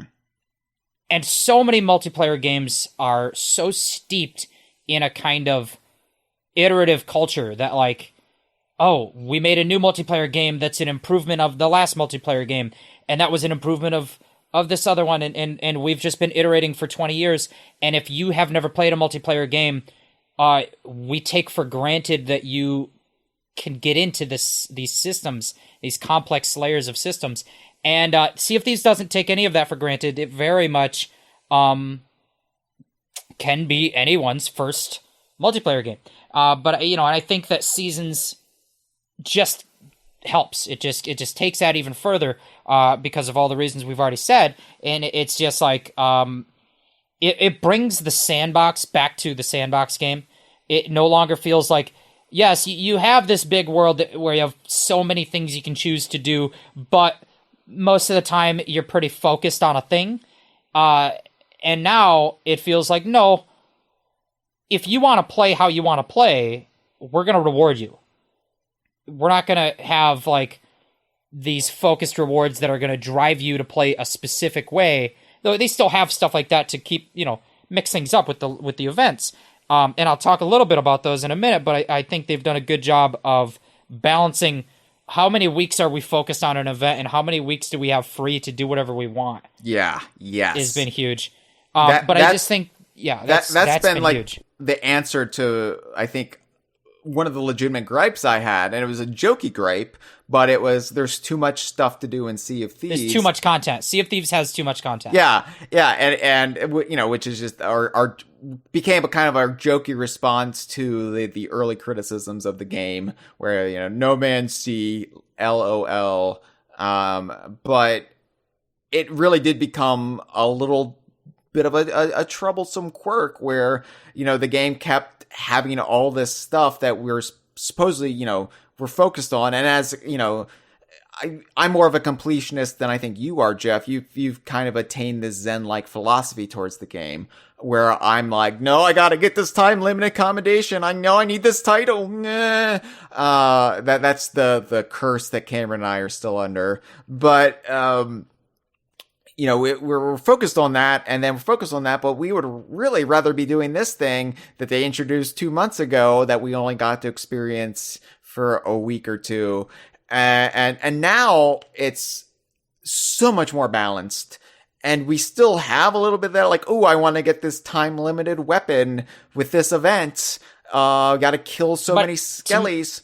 But to me, it feels less like I feel like I'm grinding, and it feels more like the game is doing a healthy balance of yes, giving me an incentive to focus on a task for some time, and then other times letting me have no incentive and do whatever I want. Because I do like having that incentive to say, like, oh, here's the Vault Raiders event, go back and do some treasure vaults. And I'm like, cool, maybe I wouldn't have done treasure vaults if you didn't tell me to, but I like treasure vaults and I haven't done them in a while. So thanks for giving me that push. Exactly. It's staggered in a way now that there's still elements of that, which I argue, like you do, that they're good. It's good to have that. But then you also have those down weeks where just do whatever, have fun, go nuts. And because the season progression system is in place, it's sort of just trust gamers to do that. And they don't need to constantly be throwing stuff at your face. So those contrarians online was like, when are you going to add new content? There's none of that. I mean, I think this is the most balanced the game has ever been between adding new stuff, holding your hand, making you like grind out certain things to get these time limited things, and also just giving you free reign to do whatever you want. I feel like it's a healthy balance at long last. It's been a long time getting here, but they've achieved it. Right. Now we just hope that they can maintain that balance and not go too far right in one direction or the other. But on that topic, you did bring up the Summer of Sea of Thieves, which I do think is kind of the proto the proto season. Yeah. And season 0. There's so much about how they've implemented season 1 that is better than the basis they laid down with the Summer of Sea of Thieves. You could see how that kind of events team that was kind of pushing engagement and creating these little, like, you know, the events are kind of structured around go back and do things that already exist that we already know how to track, rather than adding in a brand new feature like a build right event. But you can see how that's evolved over the past year to get to what a season is. And I think a core of the season that evolved out of that is called Trials. So Trials is an objective checklist. It's a list of challenges that comes with every season. And it's dozens. It's actually over 100 little deeds you can complete. And they range from easy to medium to hard. And they reward you renown. So you'll level up faster if you're doing a trial. You'll get a bit of renown for that. But where it's different from the Summer of Sea of Thieves was where the point of the Summer of Sea of Thieves was complete the challenges. And because of that, it dictated how you played. You didn't have freedom. And you didn't have flexibility either. There have been some events that have given you total flexibility of you need to earn like 100 points, so to speak, but you can earn those points in these various ways, and you can choose to do those tasks in whatever order or whatever quantity you want to get to the points. The Summer of Sea of Thieves didn't do that. It was, no, these are the challenges and you have to complete them, and there's no flexibility. Trials are the opposite. Trials are a long list of challenges that give you renown for completing them, but that's all they give you. There's no title, there's no cosmetic, there's nothing in the game that says you have to check off all these boxes. And because of that, they just act as an optional little push. They're like, if I log into, and this is how I played early in the season before I kind of got maxed out in the levels, was like, oh, I log into the game and I just want to be in the game for the next 45 minutes and I don't really know what I'm going to do. Let me look at the list of trials and see, like, maybe there's something easy I could tick off and go make progress on. And you can do that or you can ignore it. That's the beauty of it. It's flexible. There's freedom to it. And I think they took a lesson of, we want to add in some incentive to push players back towards certain old tasks. Yeah. Like tall tales, like skeleton thrones, like beacons and lanterns, and things that maybe just get ignored 99% of the time. And they're like, we're going to put in this thing. It's going to push people. It's going to give people a reason to say, oh, I'll go do that. But it can just as easily be ignored. It's not dictating how you play or drastically changing everyone's play style, which I think is important. I think it's important to have a light touch and not come in and say, okay, this week everybody has to do the Fort of the Damned 20 times or else you miss out. Because that takes the sandbox. There's no freedom. If it's no freedom, it's not a sandbox. You have to fire yourself out of a cannon onto the deck of another ship in arena 20 times, or else we delete your game. Like, none of that. And trust me, like, I will never probably part with that Summer of Sea of Thieves title unless, like, they have, like, I don't know, like TT's Best Friend or something as a title, because I worked so hard for that, and there was so much misery involved with that, and I wear that, but I also, I love that event because I completed that event, but I hate that event because of what it put me through. So this is the complete opposite of that. It's here if you want it. It'll help your progression, but there's no, like, time limited anything attached to it. When the reset happens, there'll be no record of you not completing this, and that's the difference between Deeds and the Summer of Sea of Thieves, and it's a healthy, refreshing difference. Yeah, for sure. Yeah, and what I think is great about it is that it puts a little visibility on things that aren't being engaged with. So if you're a new player and you never experienced Skeleton Thrones before, which would probably be the vast majority of people playing the game, considering how much the audience has grown and how long ago the Skeleton Thrones were, it puts a little visibility, because if you're just scrolling through those trials and it says, sit on the Skeleton Throne at Thieves Haven, and you're going to read that and you're going to say, well, what is that? I don't know what that is, but I know where Thieves Haven is. I'll go check it out. And if you find that throne and you sit in it, you're going to feel good. And maybe you just ignore it. That's fine. Like, there's some people complaining that, like, I don't want to be told to sit in the Skeleton Thrones again now that I've done them 4 different times over the course of 3 years or whatever. And it's like, then don't. You don't have to complete every trial. But if you're a new player, it puts a little visibility on it. And then there's actually a reason to do it. You can sit on the throne and you'll earn some season progress. And now that stuff that they've put effort into adding to the game can have a persistent, repetitive value. Putting in amount of work to create a feature that has a one-time value is not a good use of time in a living game. You want features to be things people can engage with more than once. And, for example, Tall Tales. Some people are burnt out on the Tall Tales. They've said, I did it 5 times in a row I did all 9 tales 5 times in 2 weeks so I could get the gold curse. And now I don't ever want to do a Tall Tale. That's fine. But there are other players who just really enjoy the Tall Tales, that it fits their lifestyle, their play style better. And now it's like, hey, you can be rewarded for doing that every season if you want to. And that's why I'm really... that's why I've really like framed this episode and from my standpoint as a pitch to that segment of the rare fandom that hasn't come on board with Sea of Thieves, because I feel like now there really is this opening that the game is more accommodating for however you want to play it, whatever interests you. It's in Sea of Thieves, and now the game is going to reward you for it.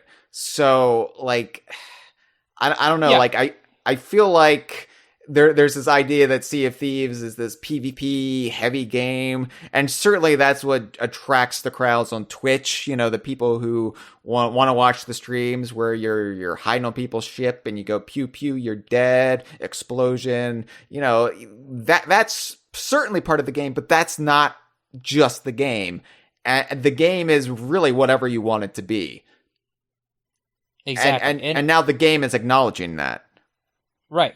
Yeah, and I think, you know, there's still going to be put-offs for people who, just depending on your taste. I think that there are people that are just going to be put off by existing in a shared world where they might have a negative interaction with another person. There's ways to mitigate that, like you can mute other people so you don't have to hear anyone trash talk. If that, you know, is a trigger for you, you can. But I think a big part of it has been in the past. I don't want to say it summarizes as get good, but a big part of the Sea of Thieves core is learning from your mistakes, like learning what went wrong there. How can I avoid it the next time?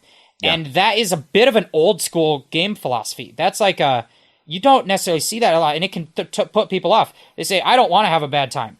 And this is a game that says, oh, sometimes you're going to have a bad time, and then it's on you to learn what did you do wrong.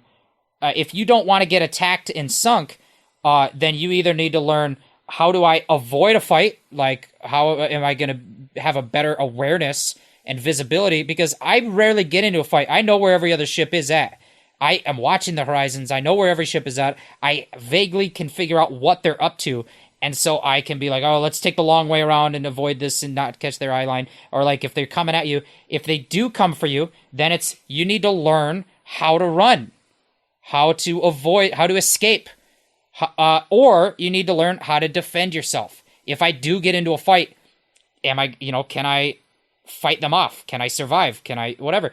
All of those things, it's like the game is like, no, you can get your butt kicked, and then you can get better at the game. That's such an old school thing. But I feel like the season model takes a lot of the pressure off. Because if something goes wrong, you have a lot more of a propensity to laugh it off. Yeah, for sure. I feel like really the only time during season 1 where like we encountered something going spectacularly wrong, and it was a setback. You know, it might have been a crew attacking us or something. I don't really remember, or it might have just been chicanery with like a Meg bit us and we were all off the ship and we sunk or something. We had a moment where all four of us are lined up on 1, 2, 3, 4 cannons. The Megalodon bites right into our face on that side of the ship because we couldn't see where it was because of the cannon flare. Oh, right. Smoke. That was the cannon flare. The damn cannon flares. And the Megalodon, it bites that spot and all four of us die. And so we're waiting to be revived. I'm like, I'm down. I'm on the deck. Someone revive me. And then Cameron says, I can't revive you. I'm dead. And I already knew that because as you're panning the camera out, I can see his ghost. But I'm like, okay, but maybe Hyle or Briegel. And Briegel's like, well, I'm dead. And Hyle's like, I'm dead too. And then we all go to the ferry and we come back to a sunk ship because the Meg in one bite killed all four of us. Yeah. Which has never happened to me. That was awesome. Like, but, that's my point, is you laugh it off. It's just we like, laughed it off. It was funny because it was a setback, but it wasn't a complete loss. and we still made progress. We still so that's the biggest thing is you're never wasting your time playing Sea of Thieves. Yeah, you might have a bad time. You might encounter something that, it completely upends what you're trying to do. But at the end of the day, you're still going to have made progress. You're still going to have been rewarded for your time spent beyond just the camaraderie you might have experienced with your friends or whatever. Well, personally, I find that adversity makes the triumphant moments better. Like, that's the whole point. You feel all these emotions. The wheel of emotions, right. It's the wheel of emotions, right? So the game wouldn't be nearly as good if you didn't have anxiety balanced with triumph, balanced with loss, balanced with surprise, all of these things. And so it's like you have to have that risk of danger. Then you have to have that, oh shit, is this happening? What are they going to do? What am I going to do? And then you have to have that I made the clutch move and it saved the day. Or we lost it all. And maybe if I'd have done this differently, it would have gone different. But maybe we come back and we get our revenge. And all of these different kinds of stories hinge on the possibility of the negative feeling that then feeds into the highs of the positive feelings. Sea of Thieves is a lot like life. It just, you're going to have your good days, you're going to have your bad days, but you're always wearing a frilly shirt. It's just like that, yeah. And boy, are my arms tired. So that's kind of the high-level gist. That's what a season brings to the game. That's really what we mostly wanted to talk about. And we won't really have to summarize. We won't have to talk about that again in the future season episodes because we've laid down, this is what it's like. This is how the game's changed now. And this is the new status quo going forward. But that being said, that is what all seasons are about. That's the new thing. But what was season 1 specifically about? We need to summarize that as well. Otherwise, this wouldn't be a season 1 episode. You know what I mean? So what was season 1 about? Well, your pirate discovers he has cancer, and he's like, well, I'm gonna have to make some money before I die to leave my family. So you go on a ride along with your brother-in-law, who's a cop, DEA agent. Oh wait, that's Breaking Bad. What am I? Season 1 of Sea of Thieves. Oh, okay. Something about shipwrecks, right? I was so lost. I was like, what is he? Cancer? What a weird random pull to say that we have cancer. Then I got it. Then I got it, and I was like, oh, it's dumb. Yeah. So like I said, the season starts with kind of the headlining features. In this first season, these first couple seasons, I think they're still getting their bearings in terms of the development cycle. Now that they got away from monthly updates and they're kind of working on big features, and they have the freedom to work on big features that will take many months. And so I feel like they're building up to the bigger things. I mean, I know they are, but we still got some stuff. We still got some new features. And for season 1, it mainly was Lost Shipment Voyages, which are a new kind of merchant alliance voyage, which we did. I feel like we did quite a bit of the first kind of month of the season, right? But so these are cool to me just because it feels very different than other merchant voyages. We have a number of them now. There's like the original voyage is like, go find a chicken, go find a pig, go find a snake and a gunpowder barrel. Those ones, and then they had the cargo runs, which is go to this location, pick up the cargo, go to this other location, sell the cargo. And then the challenge was just that in the cargo had fragility and attributes that you had to, balance. Like, don't break the rum bottles, don't get the cloth wet. But it's still very much a go to point A, then go to point B fetch quest. The shipment voyage is different because it doesn't feel like, hey, go here and grab a thing and go there and deliver it. It is, you kind of feel like a detective, I feel like. And I've had 3 different people I played these with when they were new, on 3 different occasions, say it felt almost like they were on a tall tale. because of a bit of a story infusion into it. You know what I mean? And dialogue and text. Yeah, for sure. I definitely get that vibe. For me, it makes the merchant a merchant voyage. The biggest problem with merchant voyages is there's always been this like lack of tactile excitement when it comes to merchant voyages, and they can be interesting, they can be fun, but at the end of the day, you're still just hauling plants or Catching a chicken. Okay, yeah, I gotta feed this pig a banana. It's like a damn Tamagotchi on my ship. But I mean, when you compare that to I'm going to like smash some skeleton people, or I'm going to look for treasure, it always just feels like the duller of the three. And so I think what this does is it provides some excitement to what are like ordinarily the very buttoned up, stodgy merchant voyages, where no, we're going to be diving into shipwrecks, and we're going to be having our merchant voyage that way. It's definitely a shot in the arm for the whole trading company. Finally, there's I think a more thrilling option to level up in the Merchant Alliance. Yeah, a big thing over the past year has been they expanded the level cap on those three companies from level 50 all the way to 75. But then over the course of the year, they've added in a new kind of voyage for each company. And even though we can't experience this aspect of it, but the aspect of it that I like the most, in theory, is that you can't go on that voyage until you hit level 25. So it adds this, and the reason we can't experience that is because we've been over level 25 for ages. Yeah. But what it adds this cool progression feel to getting in the game, starting on your journey, doing those kind of what we just described are the duller voyages, the chicken voyage, the cargo run voyage, and then as you level up, you get level 15. Now you can be an emissary if you want, and then that adds a whole new layer. And then you get to level 25, now you have a new, better voyage, which for Order of Souls was Ghost Ships, for Gold Hoarders is the Treasure Vaults of the Ancients, and now we have Lost Shipment Voyages for Merchants Alliance. And those are like, they give you a map that shows the route a ship took, and that ship went missing, and we need to go find the shipwreck and deliver the manifest, the ship's manifest, back to the merchants.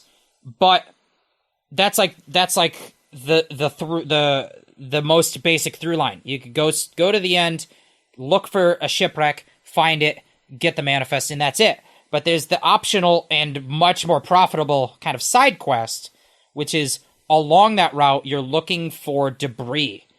And if you find the debris marked by the seagulls and you search the debris, not only are you finding some treasure in those floating, wreckage, you also find clues, like a written note from the pirates, and they're like, oh, we did this, and then we stopped at this island, and then that's a clue, and you're like, hey, I'll go to that island, I'll find another clue, and that clue is like, hey, we were hanging around K3 on the map, and we saw a Megalodon, so you go to K3, you find another clue, and in those debris, you will eventually find a key.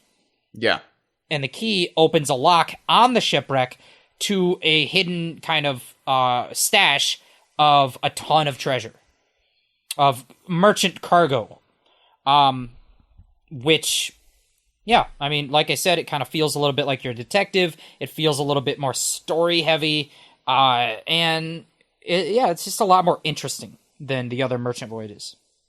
Yeah. So, and I want to do more of them. I feel like I've only scratched the itch just a bit. I feel like once like they were in the game, and I had the same problem with the treasure vaults, was it feels like we immediately pivoted away to focus on something else, and it's just like, I want to get back to that. I was having fun with that. So of course it was doing a Lost Shipment voyage that we got you over level 100, Jeff.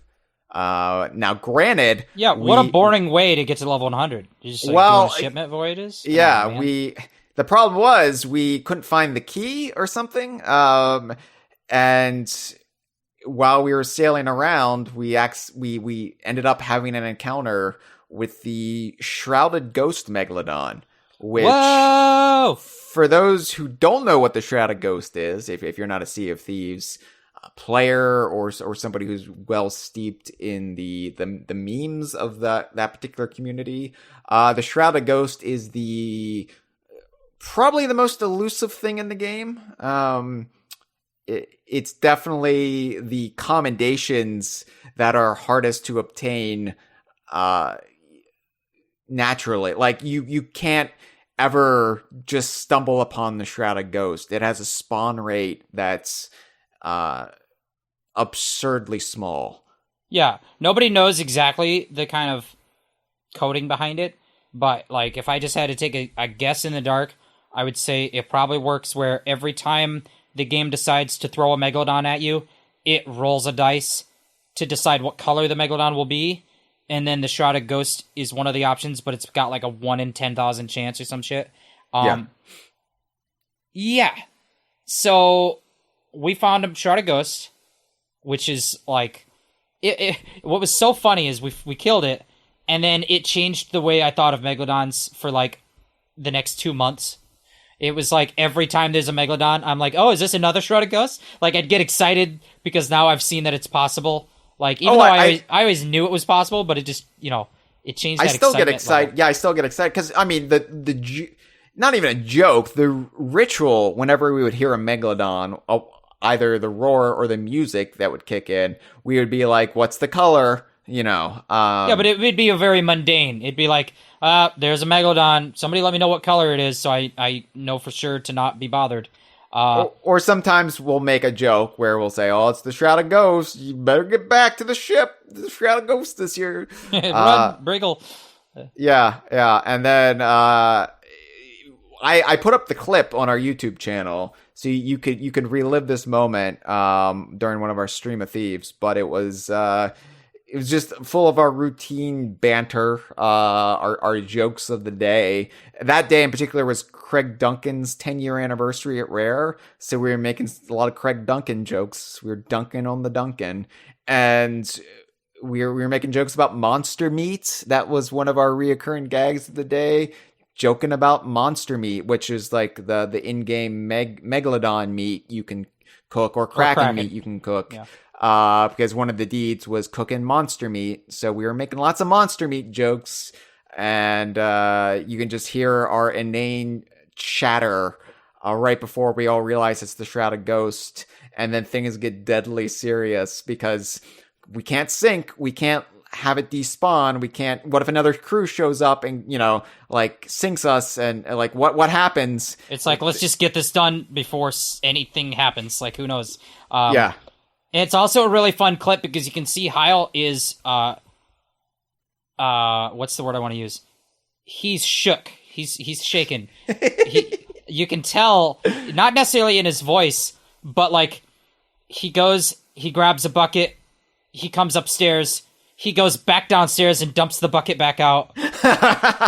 Like, well, okay. So the downside to being the one who's streaming is you have cameras in your character's eyeballs. So yeah, like all of my panic is clearly visible in my actions, because I'm trying to keep calm. I'm trying to get the job done, but the adrenaline is overwhelming my senses, and so I'm a mess. Yeah, it's pretty funny. But yeah, you could tell like we're pretty serious business at that point, and we killed the Shrouded Ghost. And what was just so amazing about it, obviously it's amazing to kill the Shrouded Ghost, but what a wild kind of coincidence of timing is that the renown I got from killing the Shrouded Ghost is what leveled me up to season renown 100. And I put the clip on Twitter because I clipped it and made a GIF of it where it's you can see the Shrouded Ghost is dead. I'm getting pop-ups, and the pop-ups are like, you killed the Shrouded Ghost, here's your commendation. Here's your title. And then it's like, you just hit level 100 season renown. Here's your rewards. And so that's a pretty cool like, it's not usual that you have a moment that could be the viral Sea of Thieves moment of the week, and I feel like that was up there. But yeah, that's pretty cool. Now I'm using that as my title on the game. You said that you use the Summer of Sea of Thieves one. I use that Hunter of the Shrouded Ghost one just because every time someone sees that on you, I assume they judge me, because that's what I did to other people. When I see someone else with the Shrouded Ghost title, I'd be like, oh, look at this no-lifer. This guy plays 80 hours a week. Right. Like, that's also what I noticed on the other side of killing the Shrouded Ghost, is the disdain people have for people who have actually encountered the Shrouded Ghost. It's like, look at these assholes in the top 1%, and it's like, you know what annoys me 10 times worse than that, Hyle? Yeah, is there's the meme joke that the Shrouded Ghost doesn't exist. I don't believe you. And then there's, in any kind of joke, there's like a spectrum of people who take it too seriously. Yeah. And there's people who have just like very vehemently insisted that I photoshopped the video, and like, I've been playing since the technical alpha, so I've played years and I've never seen one, so it can't be real. And first of all, the Shrouded Ghost didn't exist in the technical alpha, so it doesn't matter how long you've been playing, mister. Yeah. And also, I've been playing since I played it at Rare in May of 2016, so that's how Jeff got it, because I called in some favors. So it doesn't matter if you've been playing since the technical alpha. Craig Duncan was feeling generous that day. He's like, all right, anyone who from the 2016 play session who is online right now gets a Shrouded Ghost. Right. And you were the only one. Yeah, so we all got it. Yeah, it was funny because it was you, me, Cameron, and Dre was with us that day, and so just the luck of the draw. But could you imagine if we encountered it in a week you were sitting out, or that was always the fear. Like, what if like the Shrouded Ghost appears and it's like, will one of us be kicking ourselves if we like aren't on that session? And so yeah, can you imagine if it had been a week when Briegel was with us and we had to 3-man a Shrouded Ghost? Yeah, because Briegel was halfway across the map. We'd be like, Briegel, get back here, there's a Shrouded Ghost. And he'd be like, I can't, I'm delivering a wood crate and a rowboat on the other region. No, he probably would come back. Probably for the Shrouded Ghost, yeah. He would abandon that wood crate pretty quickly. Yeah, so that's kind of that was kind of our first month experience. But so we had this 3-month season, and there was a bit of a cadence to things that were going on. Every month there was a weekend of Twitch drops. Every month they expanded this Dark Adventurer cosmetic set, which is just like the most insanely expensive set in the whole game, and it's I've been calling it the Edgelord set. Oh yeah, and I don't even mean it like an insulting way. It's like if I'm Sonic the Hedgehog, this set is Shadow the Hedgehog, like just dripping with edginess. And I feel like it's designed for the people who would traditionally wear the ghost stuff, ghost cosmetics, like the ones who are all about PvP. They sail on a brigantine. Because they can't find 3 friends because they're dicks. Yeah, they're all about presenting themselves as alphas, and the kind of people we generally avoid in game. But I feel like this is tailor made for them. Me, I'm saving up for the pill people figurehead. Yeah, I bought that one and I like it. And then I finally have just kind of gotten around to replacing all the gold that I lost on it because it's expensive. Not as expensive as this, though, right? No, I think that so they added parts of the set each month. They had kind of the equipment one month, then the clothing one month, and then like the ship set and weapons one month or something like that. And if you get everything, I think that's like, there's like 13 equipment and then there's like 13 clothings. I don't know what it is. So it's probably over 30 total pieces, whatever it is. But those like 30 something total pieces all together are like 80 million gold. Yeah. There's like sails in there, like the sails on the ship are like 8 million.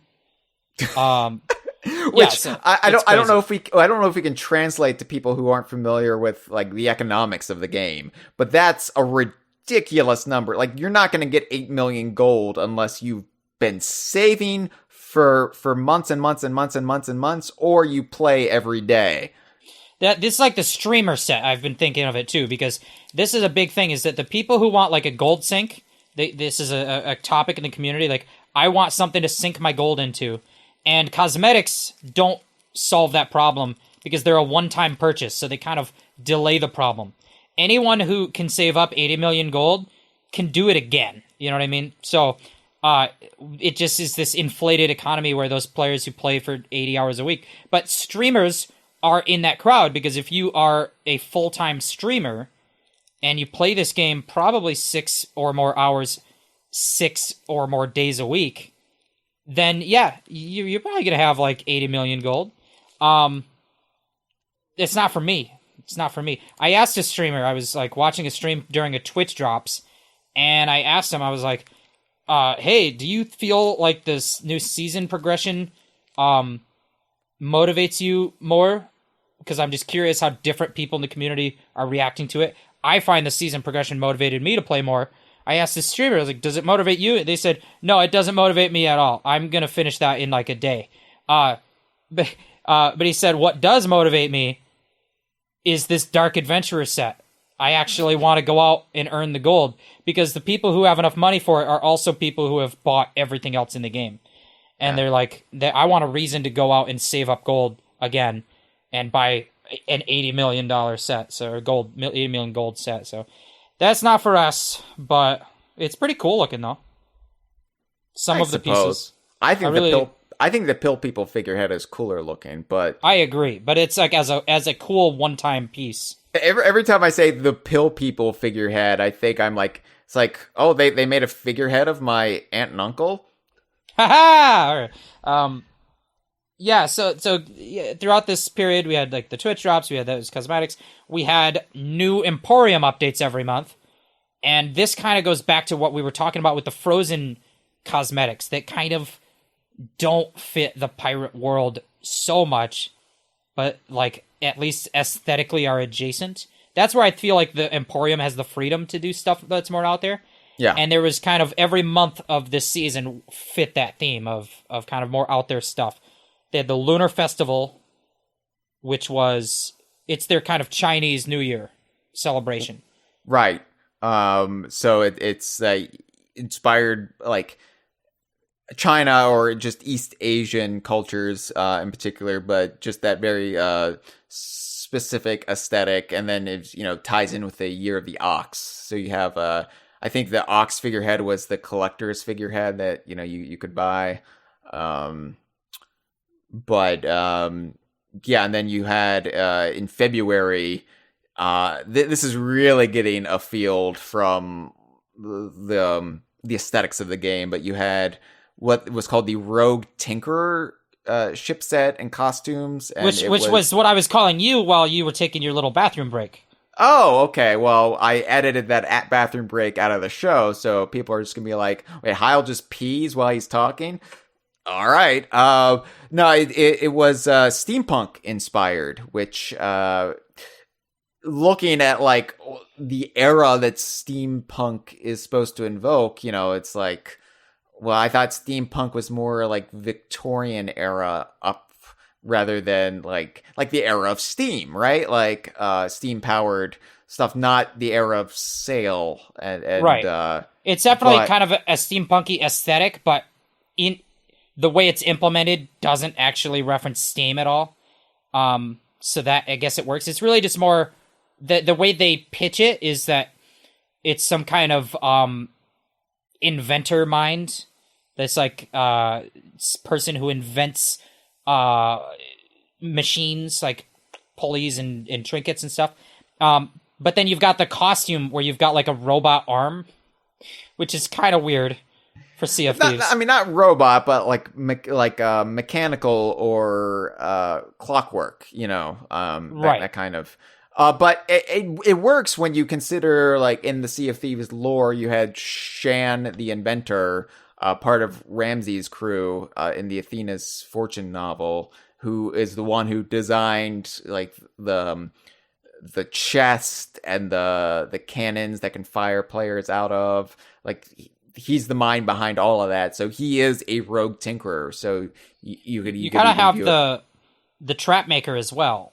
Yes. Who worked with kind of mechanical machines to not just kind of simple machines and stuff and tinkering to create traps and step on the weight to trigger the swinging axe. That kind of thing. Yeah. Very Indiana Jones. Yes. And then in March, we had the Sea of Sands cosmetics, which broadly inspired by, Arabian Nights, Aladdin, that kind of classical Persian Arabian aesthetic.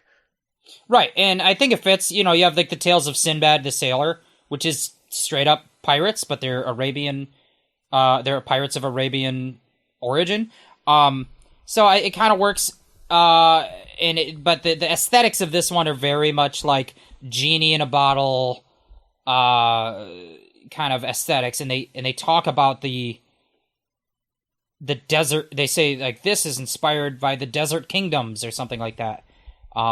So it does kind of expand this other world, this worldliness of Sea of Thieves, that there is a world outside the Sea of Thieves, and we're not in a game that's about Aladdin and Arabian Nights and stuff, but that stuff is existing in Sea of Thieves world in the periphery, and the Emporium can kind of bring stuff like that in because it's a little bit divorced from the core context of the game, I guess. Right. This is still like a game full of pirates that come from around the world to Sea of Thieves. So they would bring elements of their culture to the Sea of Thieves, which I enjoy. It's a nice big cultural mosaic, the Sea of Thieves. And also I made a tweet about it, that, Rare in the peripheral of Rare Shared Universe, they always have had genies and like from Taj to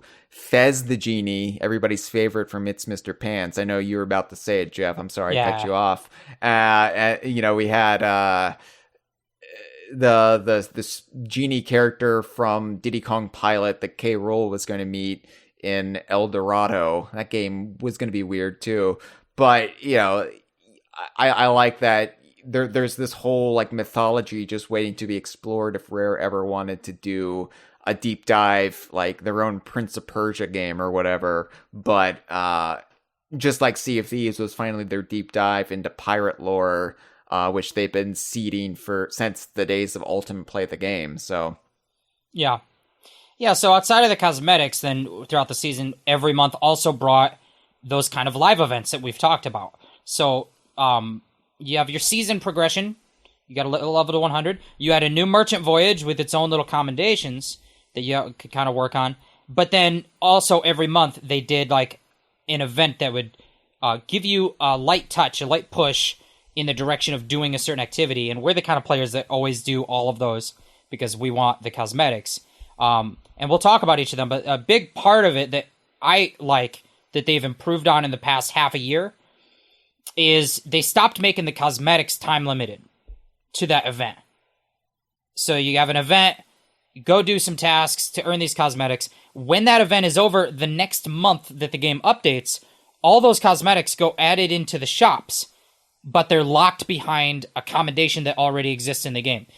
So, for example, with the Champions of Souls event that was in January, you had a point-based system to defeat different skeleton threats and ghost threats. It was like earn 2 points every time you kill a ghost ship, earn 20 points if you kill the Burning Blade, earn 10 points if you kill a skeleton captain, earn 20 points if you kill an Ashen Lord, whatever. And then you could kind of go about however you wanted to earn enough points to get these cosmetics. When the event is over, those cosmetics went into the shops, and then they're just locked behind a commendation relevant to that event. So you'd have like there's combinations in the game already for defeating the Burning Blade like 10 times. So maybe one of them is locked behind that. Mm-hmm. But it's nice just to have that option. Like if I'm not in the game every month, I'm gonna be, but I'm talking about a hypothetical person who maybe doesn't play every month or will go on vacation and miss some events. You don't miss out on the cosmetics, so it has reduced that kind of pushy fear of missing out. Like, you know, the devs don't want you to feel negative feelings to motivate you to play. They want you to be motivated to play because it's fun and you like it. So yeah, that's a good change. Yeah, and I think that fear was what really caused them to reevaluate how they were doing things like the black market back in the day. Because for a time, items would just disappear from it after the month was over, or you know, before the next update, and so then they just added, you know, the black market archive where everything was in there, and you know, oh, you didn't buy it this month, but it's still going to be in there. And now they've applied that as kind of a broader philosophy throughout the game. So, right, yeah. So then into February, that Champions of Souls event was pretty straightforward.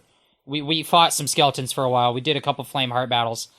I don't remember it too well. But the Festival of Fishing in February I found more memorable, which is surprising because it sounds like it'd be like a much more chill or even maybe boring event. But I didn't think it was boring at all. The Festival of Fishing did kind of like the Fate of the Damned, where every week was like a new voyage and a new add to the story. And I mean, it wasn't very story focused. It was kind of like the Bildrets just wanted to host an event. But yeah, every week you focused on different fish. It's like this week the challenges are catch pondies and wreckers. So for 1 week, one of our play sessions, we camped at a pond and caught a bunch of fish, and then we camped at a shipwreck and caught a bunch of fish, and it was pretty chill.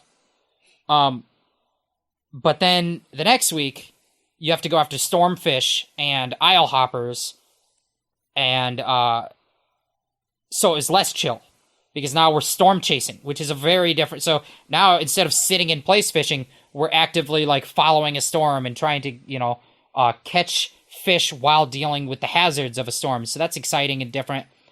And then the final week was you had to catch devilfish in the Devil's Roar and avoid volcanoes. But then you also had to catch battle gills, and that's where we really kind of ran into a hard time. That until we kept trying different ways to what's the easiest way to catch battle gills and figured it out. And I had a lot of fun with that. Yeah, it was like, I like fishing in the game, and that's something that's definitely like kind of inspired the completionist, like Pokemon style, gotta catch them all sort of mentality in my brain, where like, you know, I'm out of our regular crew, I think I'm the one who's the most focused on fishing. And I kind of have a cold war going with Chris Alcock over the fish we catch, and you know, who catches all the fish first. So to have an event centered around that and get the rest of the crew kind of on board with, okay, well, we're just catching fish today, was really fun. But then to also then get that towards fish that even I don't go after that all that much, like battle gills, which only appear in battles, you know, like at a fort or during ship battles. And so there's that element of danger. So you kind of need the whole crew involved when you're going after them, unless you have no fears whatsoever. And I'm a man full of fear. So, you know, we had to figure out an efficient way of catching battle gills. And ultimately that was catching them during the middle of a skelly ship fight. But, we tried different things, like me going on the Skelly galleon and fishing from off the chicken porch on the Skelly galleon. Didn't really work, right? And then we eventually figured out that if I fish from our chicken porch, the chicken porch, by the way, I should explain. The chicken porch is the porch on the galleon that like wraps around from the captain's cabin, and we call it the chicken porch because that's where we've always traditionally stashed chickens that we catch. I don't remember catching a chicken in like 2 years, but when the game was new and you went about catching chickens, that's where we would put our chickens so that they didn't get killed, because it's a spot that doesn't get shot very often, and it's also a place we can keep them separate from the snakes, because snakes will spit venom on them. And even though we haven't caught chickens in years, we still call it the chicken porch, because that's what it is. It's just in-game vernacular shorthand that we use, at least amongst our crew and various rotating crew members. That it's just you know what it is, and it's just a fun term. It's the chicken porch. But yeah, I fish from the chicken porch. I think two of us fish from the chicken porch, while someone like Cameron would be on the Skelly Galleon engaging Skellies, and the goal was not to sink them, but to keep them engaged and to stay afloat while we were catching battle gills. And then as the driver, so the trick that we kind of figured out at first was go after the skeleton ship and you board them and fish, and it just wasn't working. Then we figured if I crash directly into their side and just keep stuck to them, like no matter where they sail, if I can stick next to them, then they can't shoot us with cannons. And if they did shoot us with cannons, they'd be shooting like at the top of our deck, like not hitting the bottom. So I was just constantly driving into the skeleton ship to keep us side by side so that you guys could fish in peace. But then we ran into trouble that we kept having a storm follow us, and that would break off the skeleton ship, and we'd have to like outrun the storm and then come back after the skeleton ship. It was a whole ordeal. I think the whole thing would have been easy if a fort popped up and we could just sit on a fort and fish, but one of them never did. Actually, like maybe we saw one at the start of our session and we sailed towards it and then it disappeared because we were too late. Yeah.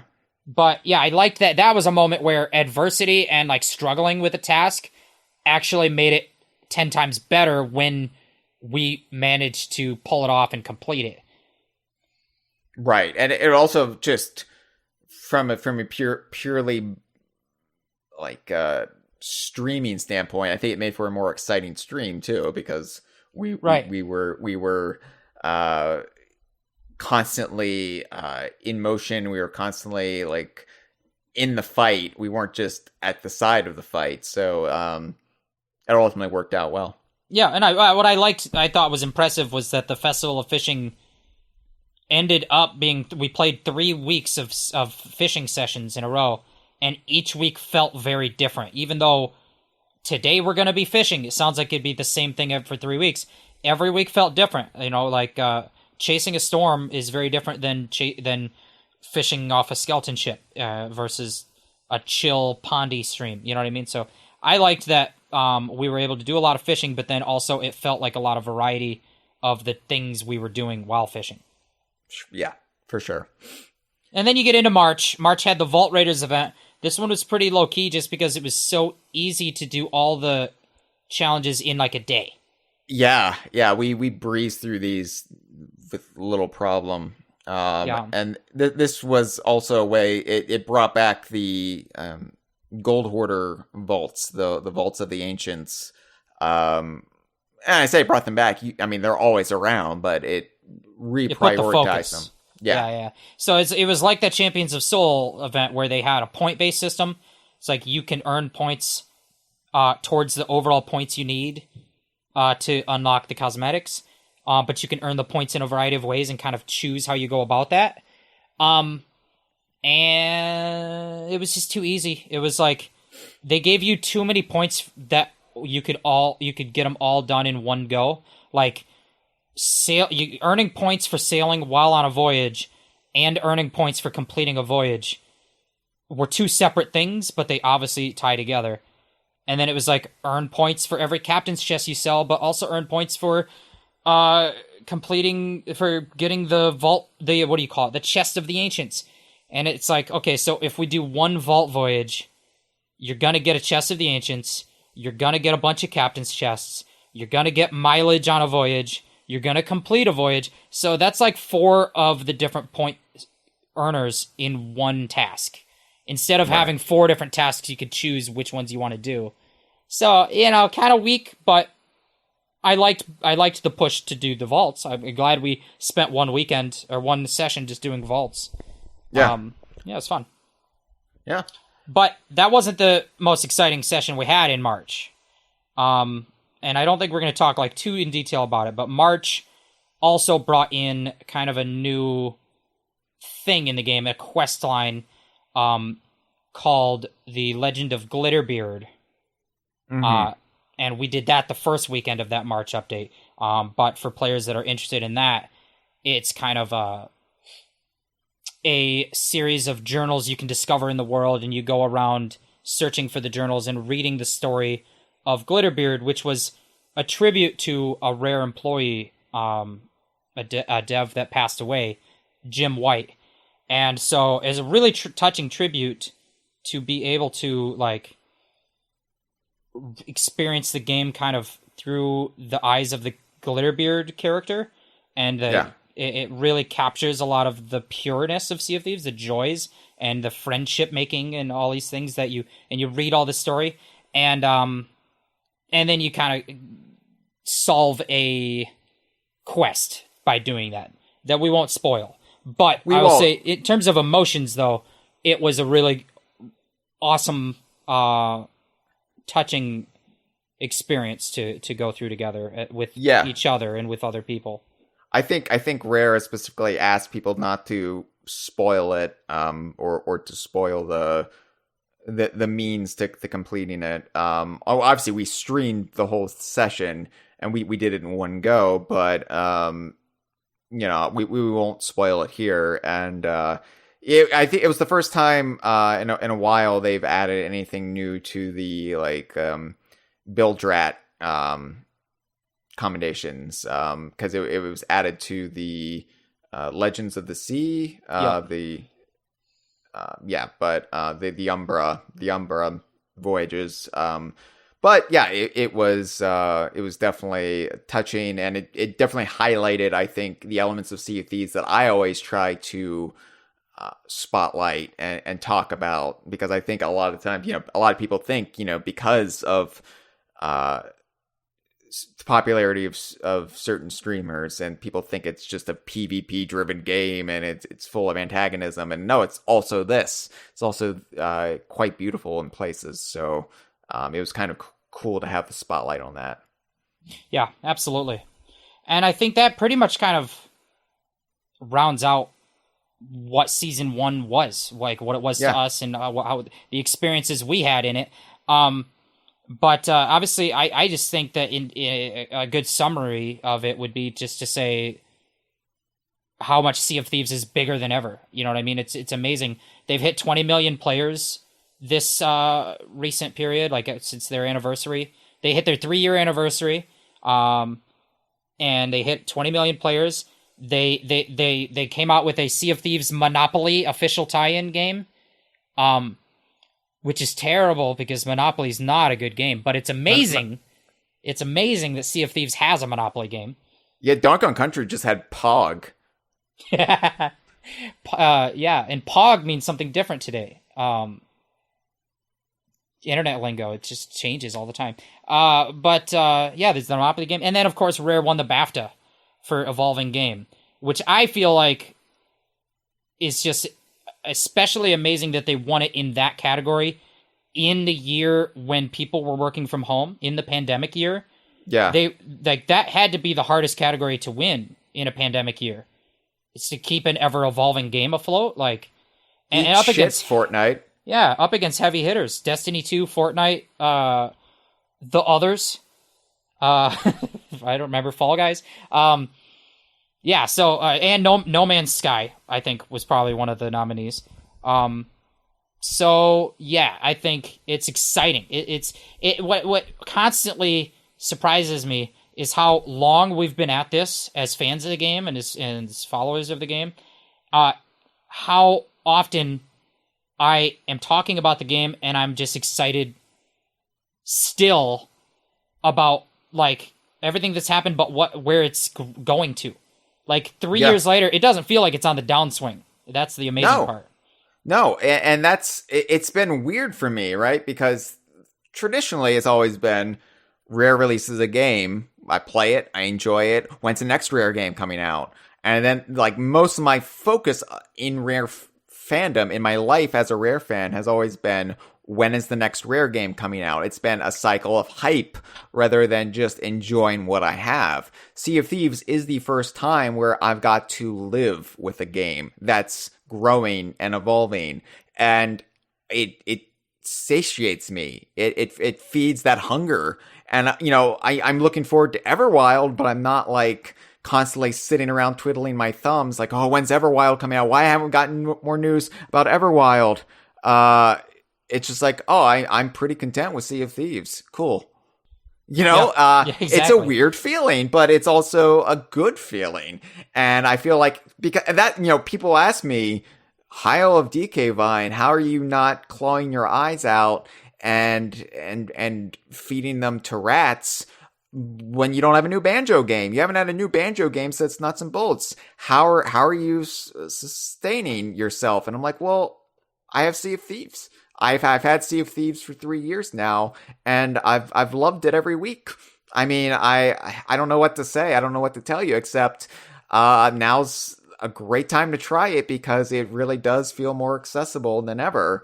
And I feel like it's kinder and more welcoming of all play styles and philosophies. And it's not just lip service necessarily anymore that gets crowded out by, you know, well, we need content, we need to devise challenges, and we're going to sort of lose focus over, you know, be the pirate you want to be. Now you can be, and the game pats you on the back for it.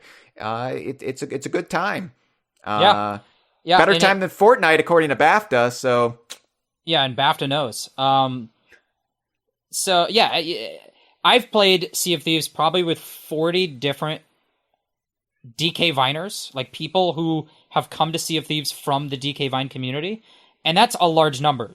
I don't want to say that we have a small community, but in terms of the people that are like the most engaged, you know, socially with one another, it is a kind of a small group. And so to say I've played with like 40 different people is a lot just from DK Vine. And so when you say like, oh, a lot of the DK Vine fans don't like Sea of Thieves and a lot of the Sea of Thieves fans don't like DK Vine, that's true in a broad kind of sense. But the overlap is getting bigger all the time. It is. Yeah. It's like that Beatles song about beating your girlfriend. It's getting better all the time. Yeah, and boy, are my arms tired. This has been a File 2 production. Qué rico.